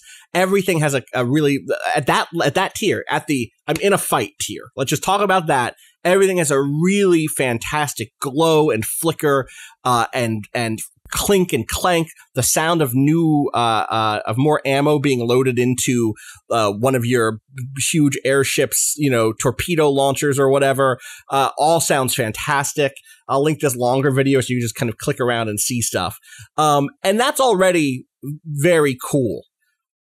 I should note before people go looking for this footage, this is a very flash heavy game. Flash, not as in the old software, but it's a game with lots of flashing lights, lots of flickering elements. So know that going in, if you have an issue with that sort of stuff, that is all over this. I think you may be able to turn it down in the options, but I don't remember. I feel like I think I saw that, but I can't be sure. So that's the like combat module that's at the heart of this game. But around it is a huge diesel punk war campaign narrative set in a fictional world that feels it's 2 Russian developers. My understanding of the developer Konstantin Koshutin is a 2-person team from northern Russia, and it takes place in what feels like Eastern Europe, Central Europe, kind of the steppes. Or in a fictionalized setting, growing from that, there's the Romani Empire, like Sky Dreadnought's Crimean War. Yeah, that is correct. Yeah, that is the vibe. And so you're doing things you are the prince of a flailing empire.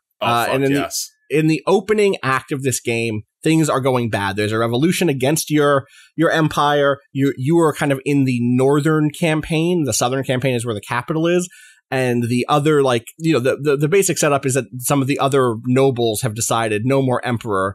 It's the time of nobles now. And you're kind of being sent off as a minor general to the north to work under a powerful, ally to the emperor, and put under the tutelage of a kind of a long-term admiral who really understands the situation. And things go bad, and very quickly you are put in command of the entire campaign for reasons that are spoilery. The way you're commanding this is through an interface that I can only describe as the coolest thing I've ever clicked on. It has a fucking look. It has a look. So you're looking at, I'm just going to see if I can get a screenshot of just like the raw ass interface. At any given moment, you are looking at a screen, when you're not in combat at least, that has like a bunch of metal, just like structure that has on the middle of it is a screen that's a radar of your surroundings that lists like your heading, your speed, etc. It reminds me a little bit of, God, there was a really cool space, like an indie space sim that had this same sort of submarine style vibe. I can't remember the name of it. Someone who's listening will let me know on Twitter, I'm sure. Where you're just looking at a screen with like, circles and diamonds and dots, and circles that are closing to represent that your fuel is decreasing. Over in the top left, there's a phone that if you click on, pulls out an entire system of radio interception where you're dialing in what frequency to listen to whenever like an enemy message gets sent on the airwaves. There's an entire decoding system for enemy transmissions. And you're reading those transmissions to make decisions about like where to go on the map because you're trying to avoid their main fleet. And so if you can like know, hey, their main fleet is going towards the city of Shimai, then maybe you want to go the other direction to your destination. Everything. Duskers, by the way, in terms of I'm interface? not thinking of Duskers, okay. But Duskers also does do that. I'm thinking of it's a first person space sim that I can't think of the name of, in which you're kind of walking around your ship, but then also you sit down and it just looks like X. Not as fancy, much more indie than X. And no, you're never seeing space. Yeah. You're never seeing space is the important thing. This game looks fucking good. Yeah. Yeah, dude. So I cannot put into words, I cannot put into at least improvised words how much is happening here. The screen flicker, the screen shake in combat, the way in which the HUD elements kind of shake and shudder as your ship takes hits, but also just because they're just not perfect, right? It's a big, you're in a big truck that flies through the air through the expenditure of some sort of super oil. It's all hanging together by a bit of by like glue and rivets. I think it is one of the coolest looking things I've played in years. And so at the very least, people should go through and like look at it.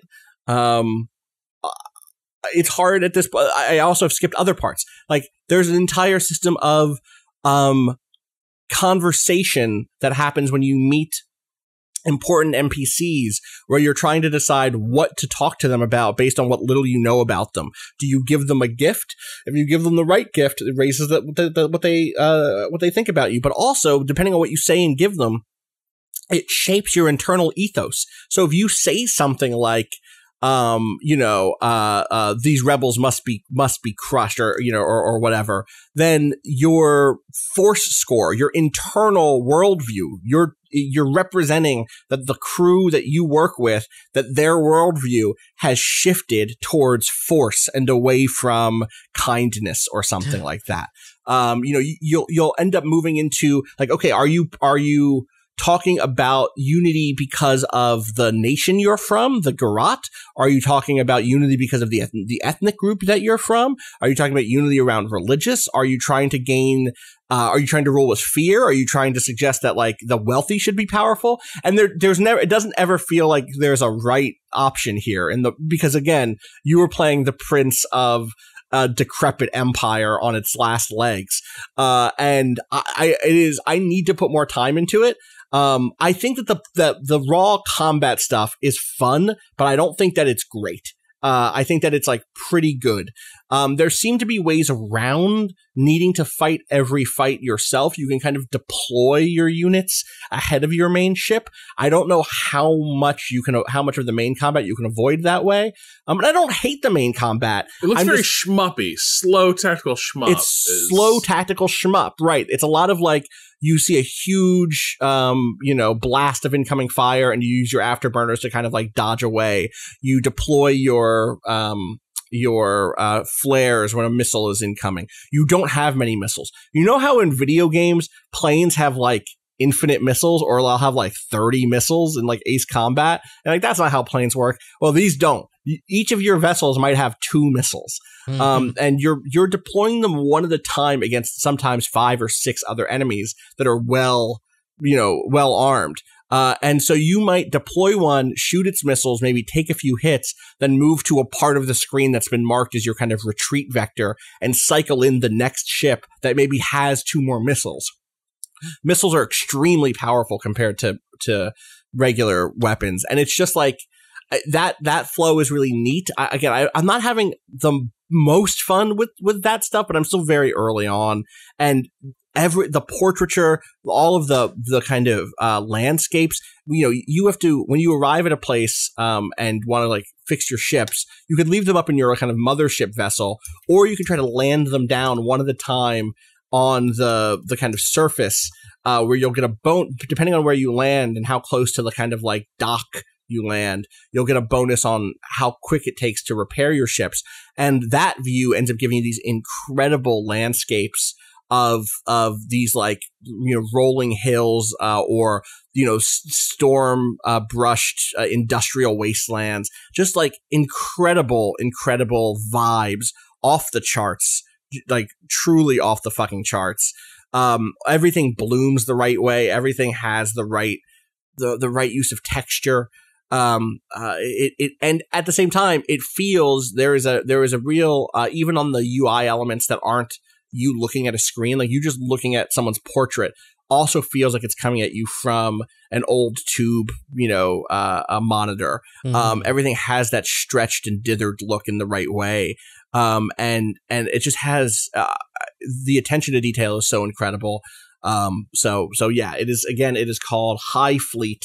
I'm still very early into it, but it is one of those games where you're like, this is such a particular vision. I'm so happy it got made, so HighFleet. Rob, it seems like your type of thing in a big way. Yeah, no, I mean, like, it's been Kato too, for that matter. Yeah, it's sort of been bubbling up in the 3MA chats, and I do know some of our friends, like Luke at Kotaku, seems like it seems about where you're at with it. Sin Vega over at RPS was a little more critical, but like the flawed but very interesting seems to be the worst you can say about it, and interesting counts for a lot. I get better Dune vibes off this than the trailer for Dune from this year. In so many ways that are, and I'm still going to watch that movie, but like there is so much here that has that sense of history and that sense of weight. Everything feels, like it comes from a place, and I love it when a game tosses me in head first and is like, all right, you're here now. And if you start digging, there will be some stuff here. And yeah, absolutely. Yeah, Luke, there's a great line here from Luke Plunkett, over at Kotaku. I fired up this game and was immediately lost, not just because it drops you in the deep end of its lore, because everything it brings together is so odd and weird and new that I had no references to fall back on. There's no, I know this kind of game, I'll just do this here.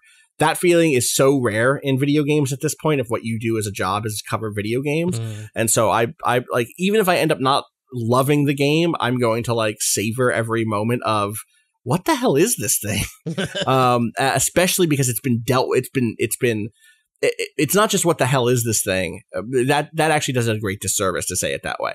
It's this thing is really cool, and I haven't seen anything quite like it before. This is doing something. It's really taking some big risks with the way it presents its information, prizing a sort of an aesthetic mode more than an on ramp. And that's what it is. It is the thing it is. It looks so cool. People should, and I think it seems like, it's the first thing. It's the first new product published by Microprose, which makes me excited to see what else they've brought together for the future, because it's such a stylish and distinct game. So HighFleet, it's on Steam. Again, the name of the developers are Konstantin Koshutin, or maybe Koshutin. I don't know why I want to say Konstantin Koshutin. I don't know why it's teen and tin in my head, but that's how my brain wants to say it. So please correct me if I'm wrong on that. anyone else want to mention anything that we haven't hit yet before we start to wrap this up? What was the other game I wanted to? Alto's Odyssey, The Lost City. Alto's Odyssey. Is it a sequel to the original? Yeah, I did not play the original. I looked at pretty screenshots. My understanding of my distanced understanding of the original, which I will briefly get into in playing the sequel. My guess is the structure is similar. Was that it's like a pretty endless runner, and it's like score-based games don't do much for me. Like I need like a reason to keep doing the run that is beyond just like getting a little bit further. And so I looked at Alto's Odyssey and was like, that's really pretty. Those games just like don't do anything for me. I don't find them motivating to play. But I try to check out like Apple Arcade every once in a while. I'm just like sitting around, see if there's anything I can play with my daughter or just like see what's on the service. And I downloaded a couple of the new ones, and the new one is one of the new ones is Alto's Odyssey: The Lost City, which is a sequel. I think the last one was snow based. This one is desert based. The general flow of the game as you are like on kind of like a surfboard equivalent going forward. You can you're just like going through different biomes. There are like ramps, and you can do a trick in the air to start with, which is like you can just like spin, you can do a flip, do a backflip. Sure. And you just keep going forward. And there is a score counter in the corner. There's a score counter, and then there's a distance counter. What I didn't quite realize, and again, I can't really speak to this versus the first game, but what I discovered here was like, one, it is extraordinarily beautiful. Like the sunsets are like, I mean, it's just gorgeous to look at. The music is like sweeping and distinct and interesting. And like, it is really just a visual marvel, the kind of game that I wish more games had the equivalent of attract modes, where it's just like, hey, like, could I just put this on and just watch it? Like, I don't need to play it, like this is the kind of game where if they just turned off the character dying and it just was the movement, the sweeping movement of the player character just going through these biomes, it would be like a much cooler screensaver than just like when my Apple TV goes into like, idle mode. It's like, look at these cool photos of a drone from a drone of San Francisco. And it's like, cool. It's always on there. In any case, what happens in The Lost City is you have these like micro goals, right? So it's like, hey, this time to get past level 1, which is not like level 1 of the game. It is just level 1 of the objectives. It's like, hey, jump across a chasm. Hey, do a backflip. Hey, like collect 50 coins, which are a currency you use to buy like a helmet that lets you survive 2 crashes, or a magnet that will sweep up the surrounding coins. And the more you upgrade that, the longer it does. And those objectives are like really satisfying. Turns out there is like a progression mechanic. Like, for example, I bought, I upgraded to a skateboard. And the skateboard lets me still continue to sweep across the desert, but also grind against like certain objects. And so suddenly I'm not just doing small jumps in the world. I have a verticality that allows me to like sweep into the air and connect wall jumps like far into the sky and and grab collectibles that I didn't even know existed in the environment. And just as a game that's on when the day is winding down, my kids are like watching an episode of something while we're waiting for bedtime. Like, I've just found it to be like really calming and peaceful and beautiful. And the little micro objectives are like just like a little snack, like an achievable snack that like feels satisfying, branches out the space, the mechanical space of the game at a like really satisfying pace. And I've just been having a really good time with it. I believe nice. Alto's Odyssey came to a lot of things later, and that is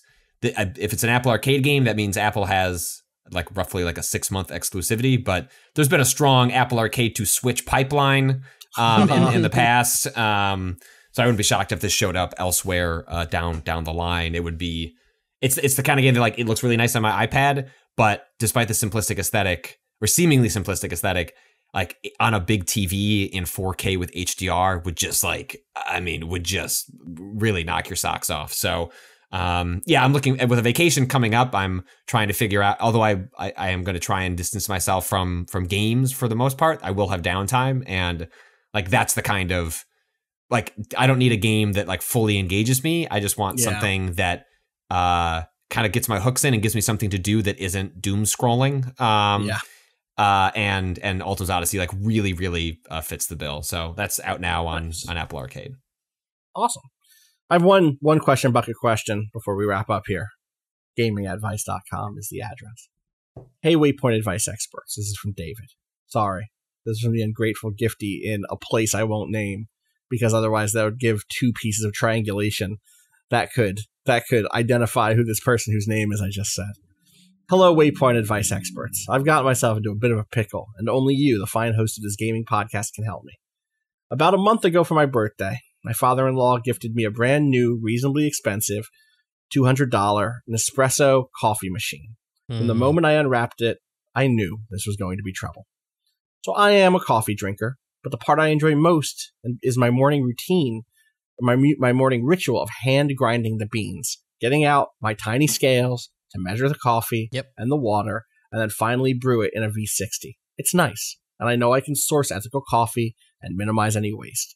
And while Nespresso machines make a perfectly fine cup of coffee, it's still a Nestle product and comes with all the slavery and environmental destruction baggage, so I knew I was never going to use it. After I process what I've received, I feign excitement as anyone would do when they receive a gift.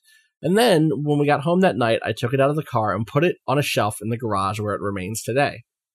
The following week, we saw my father-in-law again, and when asked how the coffee machine is going, I lied and said, it's going great, which was then followed by a grilling on my overall experience with it. We finally got past the discussion of the coffee machine. I was hoping that was the last of it, but a couple of days later, I got a message from him saying he's ordered one for himself because I spoke so highly of mine. Oh, no. So here's the current conundrum. My in-laws are coming over for dinner this weekend, and now my Nespresso-obsessed father-in-law will definitely ask about the machine. Do I set it up in our tiny kitchen just for the evening and then pack it away until the next time they visit? Do I come clean and tell them the truth? Do I dig myself deeper and make up an excuse as to why it is not currently in use? No. Please help me. No. You got to bring it out. I think you got to bring it out. You got to play the game. Bring it out. You got to play. You dug yourself too deep. We fight on that line. No. It's still early. You can still you want him out. You want him to actually, I have ethical concerns. You bought me a shitty present and it that's what you want to do, Kato? I can't. I'm bad at this particular thing of like getting a gift that I know is bad and being like, this is great. I won't. So wait, you're saying you're bad in the sense that you can't lie? I'm bad at putting on that face of like, oh, this is awesome. Right. I'll say that, but apparently like my wife has told me this. It does not ever feel genuine. Wow. Oh, hold on. I wish I could be nice and people, and I'm like, what's an example? Yeah, please. We're putting aside this email. You must have countless examples because this is not something that's happened once. It doesn't happen that often, right? Like I'm not receiving gifts in front of people aside from like it's been a while because we haven't been home for Christmas in a minute. Mm-hmm. The kind of person who can't lie about a gift they don't like and then says it doesn't happen that often, not at all, is absolutely wrong. Absolutely wrong. Don't believe it. I don't know. I think it's been small things. It's been like 2 years ago, an aunt got me a shirt of it was a Pikachu dressed like Naruto. Mm-hmm. That sounds awesome. Which is that's how I would try to reach out to Kato. Yeah. I'd be like, what feels like what did you say? And I was like, oh, this is very nice. And my aunt didn't make any. I was like, oh, thank you. I had kind of an out in that the way we do Christmas at my place is very much everyone opens one thing and then we move on to the next person. But it also, because there's like fucking 30 people sometimes, it's like we're moving quick. So it has to be a quick, but like apparently my face was very not surprised that I don't know what face I made. I still don't know to this day. Unlike Naruto Pikachu, they know. You did not believe. They know you don't. Yeah. You didn't like this shirt. I was like, I said thank you very much, and gave her a hug, and it was Why okay. don't I ever see you wearing that shirt, Kato? So, I have the same problem. First of all, I have a very dour looking face. If it's just like neutral, Sure. it looks like, to the point where like my parents are like, you seem so unhappy. And I'm like, to the point where it pisses me off, where it's like my parents are like, we'd love to see you smile more. And it's like, I'm sorry, that's my fucking face. And I cannot believe, like, I'm 35 years old and you guys are still like, we don't know how you, like, are you mad? It's like, no. This rules. I'm so glad to have learned this. Around the holidays, I lean hard on eyebrows out big. Like Orson Welles, the French champagne. Now occasionally it does, like, I can't a little sell much. I can't sell it. Like, it happened this past Christmas. Mackenzie went overboard on a certain category of gift and began plumbing some tiers of comics that were not kind of what I was into. And I was like, oh, I didn't expect this omnibus. Great. That's awesome. Wow. I'm like, that's 4 years of not great comics. Oh my God, you people are miserable. I'm with you, Patrick. How can you operate in the world? I can't. It's a problem. I'm saying it's a problem on air. However, you gotta bust out this Nespresso machine. So here's how you're gonna gotta do it. 100%. First of all, you gotta do some trial runs. You gotta get multiple types of pods. Yes. You gotta know what that should taste like. You gotta be familiar with its operation.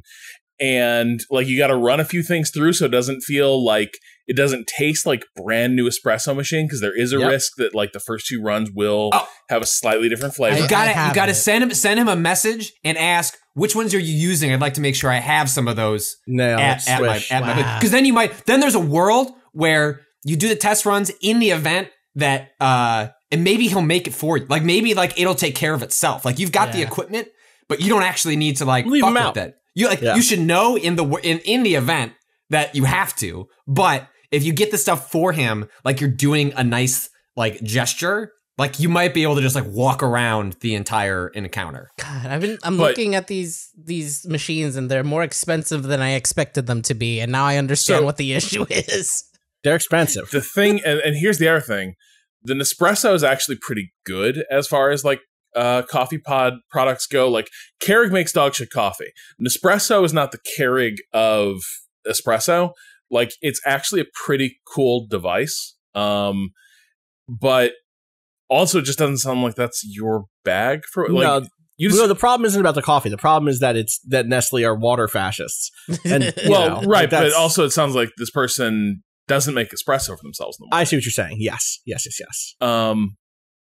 I would also recommend, The Guardian wrote a piece called How Nespresso's Coffee Revolution Got Ground Down. It's a lot of good small talk material about Nespresso. Wow. Why don't more people like it? It's a good primer on how Nespresso works. And you can just like filibuster your like father-in-law and just get through this. But yeah, you gotta... you missed your window. You're giving him more lie material, in other words. Yeah, you missed your window to shut this down. I think you can shut it. Here's how you shut it down. You shut it down a year and a half from now. If he comes over a year and a half from now, it broke. And someone gave me this other thing, and I'm getting this new type of coffee. It's been really good. Look, and you can move on with your life. You could even say like, "Oh, I started to get so into it. I did a bunch of research, and there was like, I got really into coffee making of all sorts of types." Oh, I see. Yeah, yes, right? I see. You're starting using different machines and different types of brewing that I wasn't into before you got me this machine. You set me off on this journey. You opened up a whole world of coffee. Yeah, Connell, you're fine at this. You're making plays. Here you go. This has been me sitting here thinking for the last 10 minutes or whatever. Yeah, I can't, in a split second, I can't fucking do it. Yeah, in real time, I cannot. Here's the problem, though. So in 1 year's time, you have to spend between $500 and $1,200 on an espresso machine. Oh no! No! You can just say like I just needed to upgrade. Because the thing you should have just said, the thing you should have owned from the start is, I like pour over coffee. Espresso is fine, but I tend not to drink. It's a little strong for me. Yeah, but you can't. Someone just spent $200 on you. Yeah, you can't just immediately be like, "Well, your gift was dog shit. Why didn't you know my coffee tastes better?"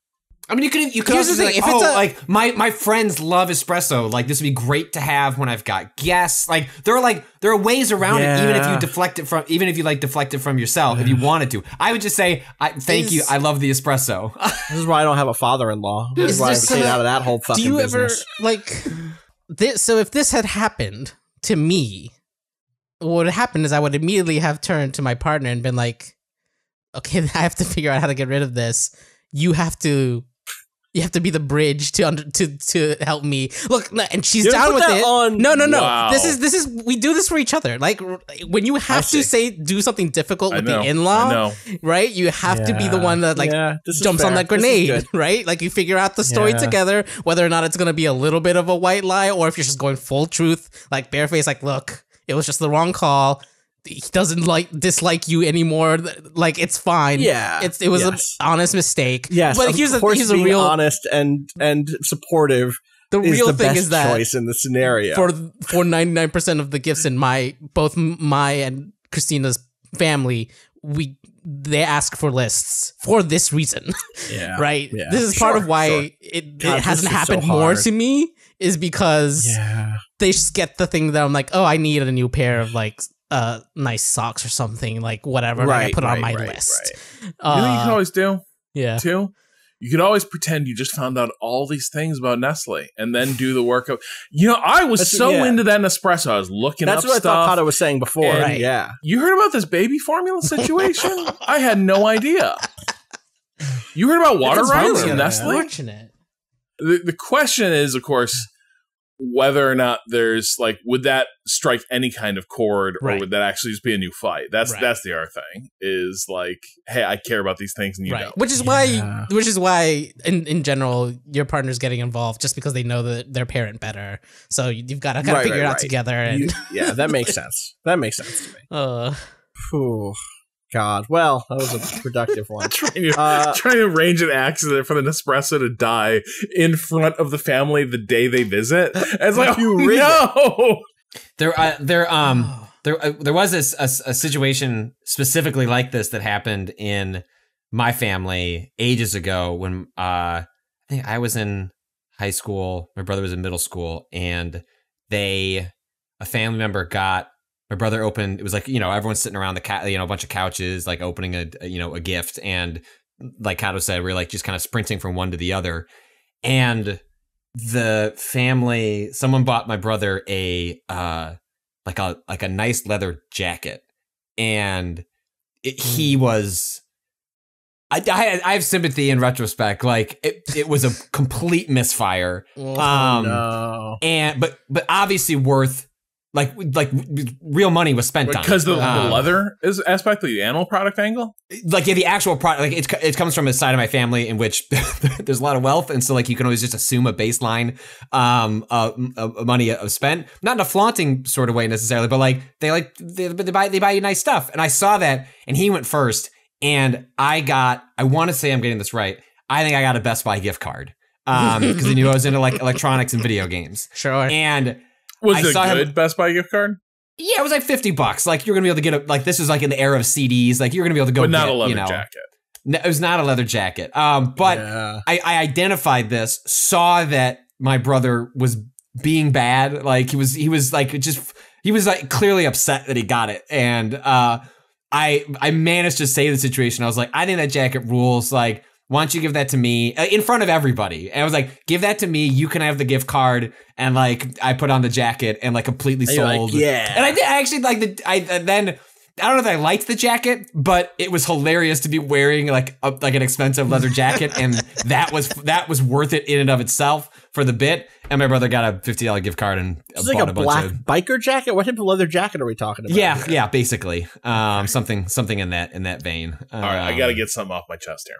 Oh wow! So here we go. There was an entire the Zachney family, not my immediate family, but the extended family. Vibes around Christmas could be toxic because there was an aunt in the picture who not a particularly great or balanced person in a lot of ways, and would do lots of weird shit that was kind of out of pocket. But one of the annual traditions was her letting people know in so many words who was still in her good books with Christmas gifts and who was not. And so it was like me and my cousins would just sort of like, all right, whose stock is up and whose stock is down this Christmas? Let's see. Looks like cousin Chris got a like briefcase full of like Matchbox cars, the good kind. It's not Hot Wheels. This is Matchbox, like tiny little die-cast metal models. Wow, nice. Weirdly, I love Matchbox cars. I think, what did I get? Oh, I got one of those games that you play with like push pins going into a metal wood block, and you roll dice to. It was like a baseball game with like, and like I got that. Wait, and like a Tiger Electronics football game. The free toys at the Cracker Barrel. Yeah, they put at the tables for the kids. Yeah, they put at the table. Yep, those are for the kids. So and so like. This year my stock was down, and like I had a lot of like we were out there, and I'm looking at this and I'm like, well, I guess I gotta pretend that I'm enjoying this. So I'm like, oh man, I love this baseball game. I love just rolling this die and like seeing how this little woodblock baseball game plays out. How are those Matchbox cars treating you, Chris? Look like fun. Let me know if you don't need any of them. Oh look, I got a double. And like that was the vibe for years at Zachney Family Christmas until finally I told my parents I can't do this anymore. Like I can't. Like at some point I'm just gonna say something to Margaret. I am going to just like I am done pretending that I'm gonna sit for this. Because it was also the culmination of often months of weird shit leading up to that, like sort of like snub from this person that you already had a weird relationship with. So that was like, I have been, in terms of awkward gift interactions, like I've been through the crucible of it because you would have like just blatant snubs taking place that you had to pretend not to see. And I watched my cousins do the same thing on a different year where the wheel turned. And like suddenly like they were down and like, here's your Tiger Electronics piece of shit. And so you just had to, you had to just navigate that every year, and it was always miserable. Jeez. Well, bummer. Yeah. Speaking of bummers, Patrick, I do have an answer for you for something that's plagued you your whole life. Oh, great. Do you have a guess as to what it is? You found a reliable quarterback for the Chicago Bears. That's right, I did it. That's right. It's you, actually. You got to get out there. Oh, great. Crowbar and sickle. Getting out there. This comes in from Holden. Subject: the reason Patrick was denied the saxophone. Oh. Hey, y'all. Your fingers are fucking fat. Can you imagine? If someone had written in for Rob, did you miss? Were you here for this opening? I gleaned a lot from the letters that came in. I see. Okay. Hey, y'all. I played Okay, so I was just the short version is that in the music tryout like gymnasium thing, I really want to do the saxophone. Yeah. And they basically told me my fingers were too fat for it, and it like put me off wanting to do music. Hey all, I played the trombone all through middle school and high school and did some aid work for the music department, so I have a bird's eye view on the situation involving Patrick and his lost saxophone.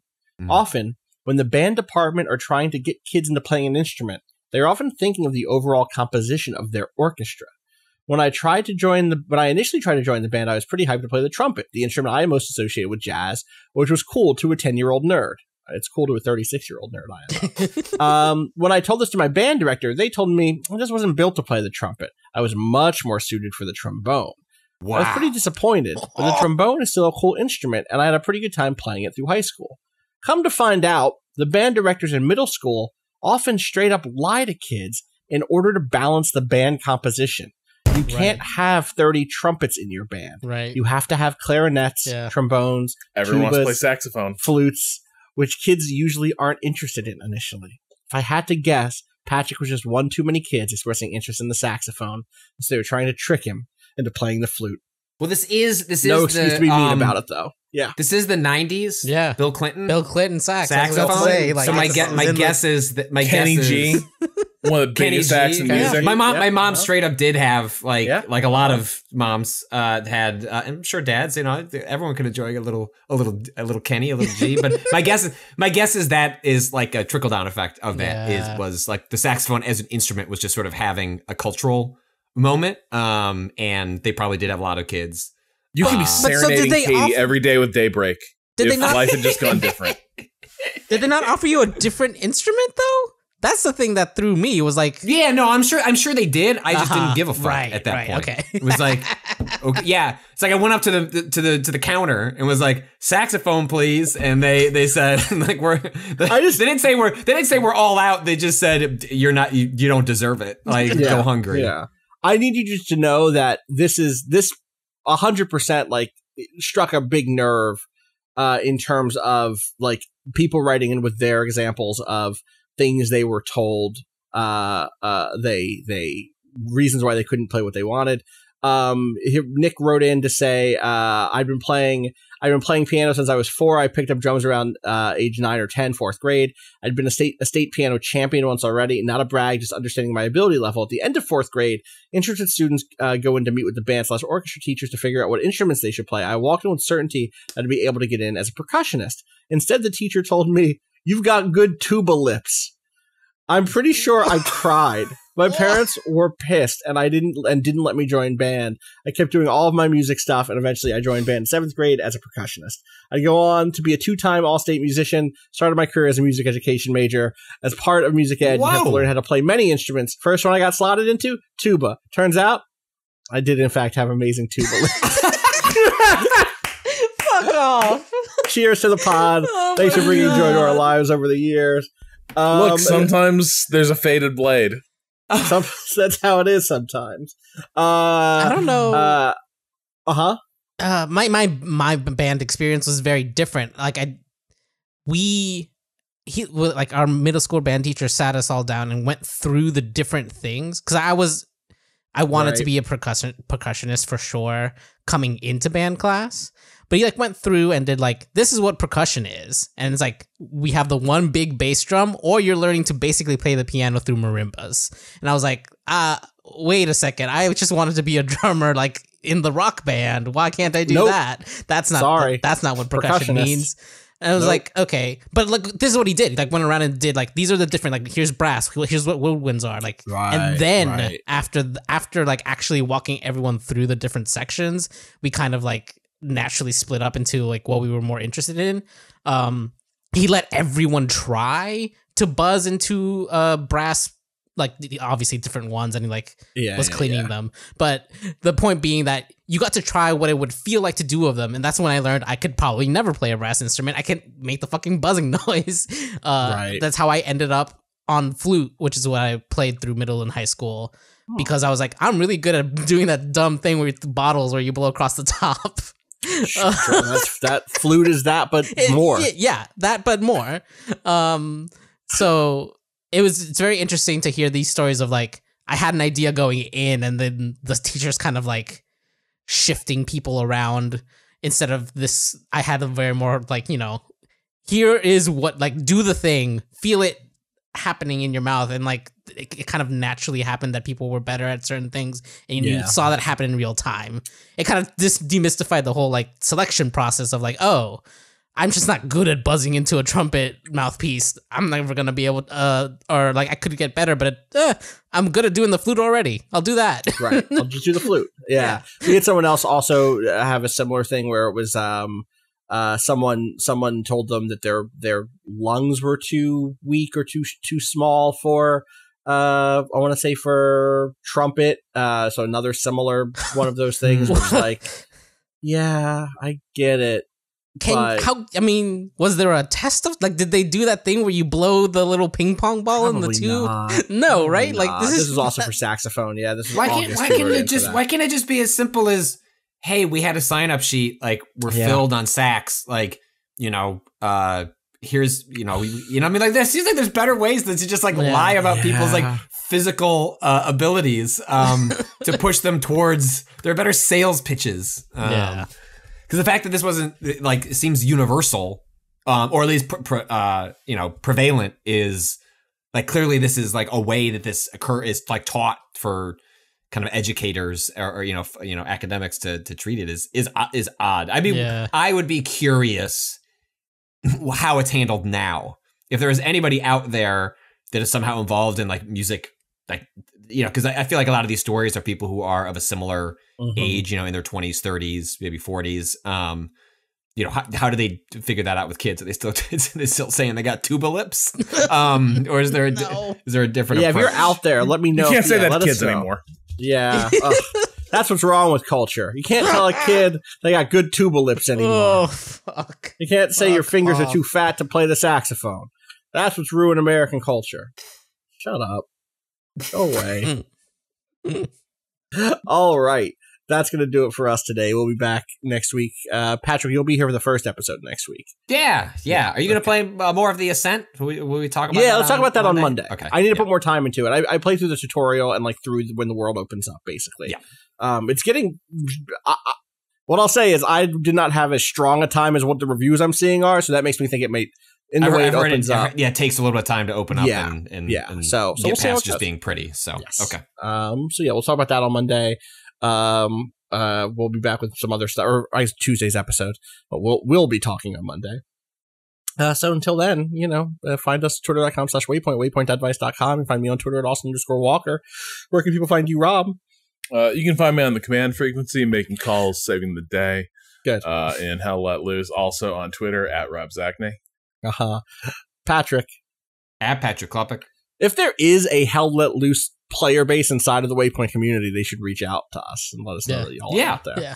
For sure. Kato, how about you? At _Kato_appears. Thank you to Bowen for letting us use the track Miss You off the EP Pale Machine. Find out more about that at waypoint.zone/BOEN. You can support us, waypointplus.com. Please do. It has enabled us to do all sorts of cool things like that Resident Evil remake playthrough, like the idea that we're even talking about doing streams of ridiculous first-person shooters together. That was never going to happen. Like the various bonus pods, like the upcoming Resident Evil 1, Waypoint 101, which I guess questions should have already come in for that one. Make that tweet, Kato. Please make that tweet. Yeah. And anything else? Any other announcements to make here? Oh, I want to clarify something. Someone wrote in and was like, does Kato just have a stock of Austin saying, let's go to break to drop in? No, we do those live. We do those every time. What? Yeah, that's what I said. I said, weird. What? This is, what? Weird. Yeah. No, that just happens every time we record. Yeah. Let me paste this into the chat. Oh boy, what is... Oh, yeah. Yes. Yeah, I saw that. Waypoint, thank you. So who did this? I'm gonna give credit to it. If you go to waypoint.gay, thank you to Baron Bliss, who set this up. Waypoint.gay is a website for Waypoint Radio to check what episode number it is. Yeah. Nick, aka at Baron Blissy on Twitter. I'm sure you've seen Rob and I retweeting their stellar. I'm terrified what Baron Van Blissy made of that whole wheel situation. Yeah, video clips from Resident Evil that have gotten increasingly more creatively ambitious as the streams have gone along. This is a great advertisement for Waypoint Plus right here, I think. So I agree. Shout out to Baron Blissy. All right, that will truly do it for us. We'll be back next week. Until then, fuck capitalism. Go home. Peace.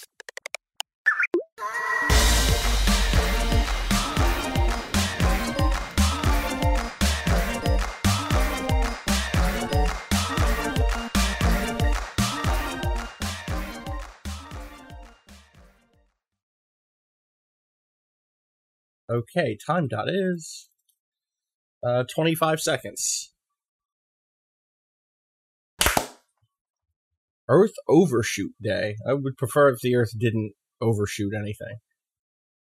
That's terrifying. We need other things to overshoot us, thank you. Please. Please. Is this the day where we celebrate the meteors that didn't hit? No, it's marks the day when humanity's demand for ecological resources and services in a given year exceeds what Earth can regenerate in that year. Yeah. Today is the day this year that we've taken more than there is. All right. Congrats, Earthlings! Get that honey out of the jar. There's not more coming back. Today represents the day humanity needs longer spoons with longer handles. Yeah. And maybe like a little more elastic in terms of how we just dress up for work around the planet. Oh, God. Make a little room. All right.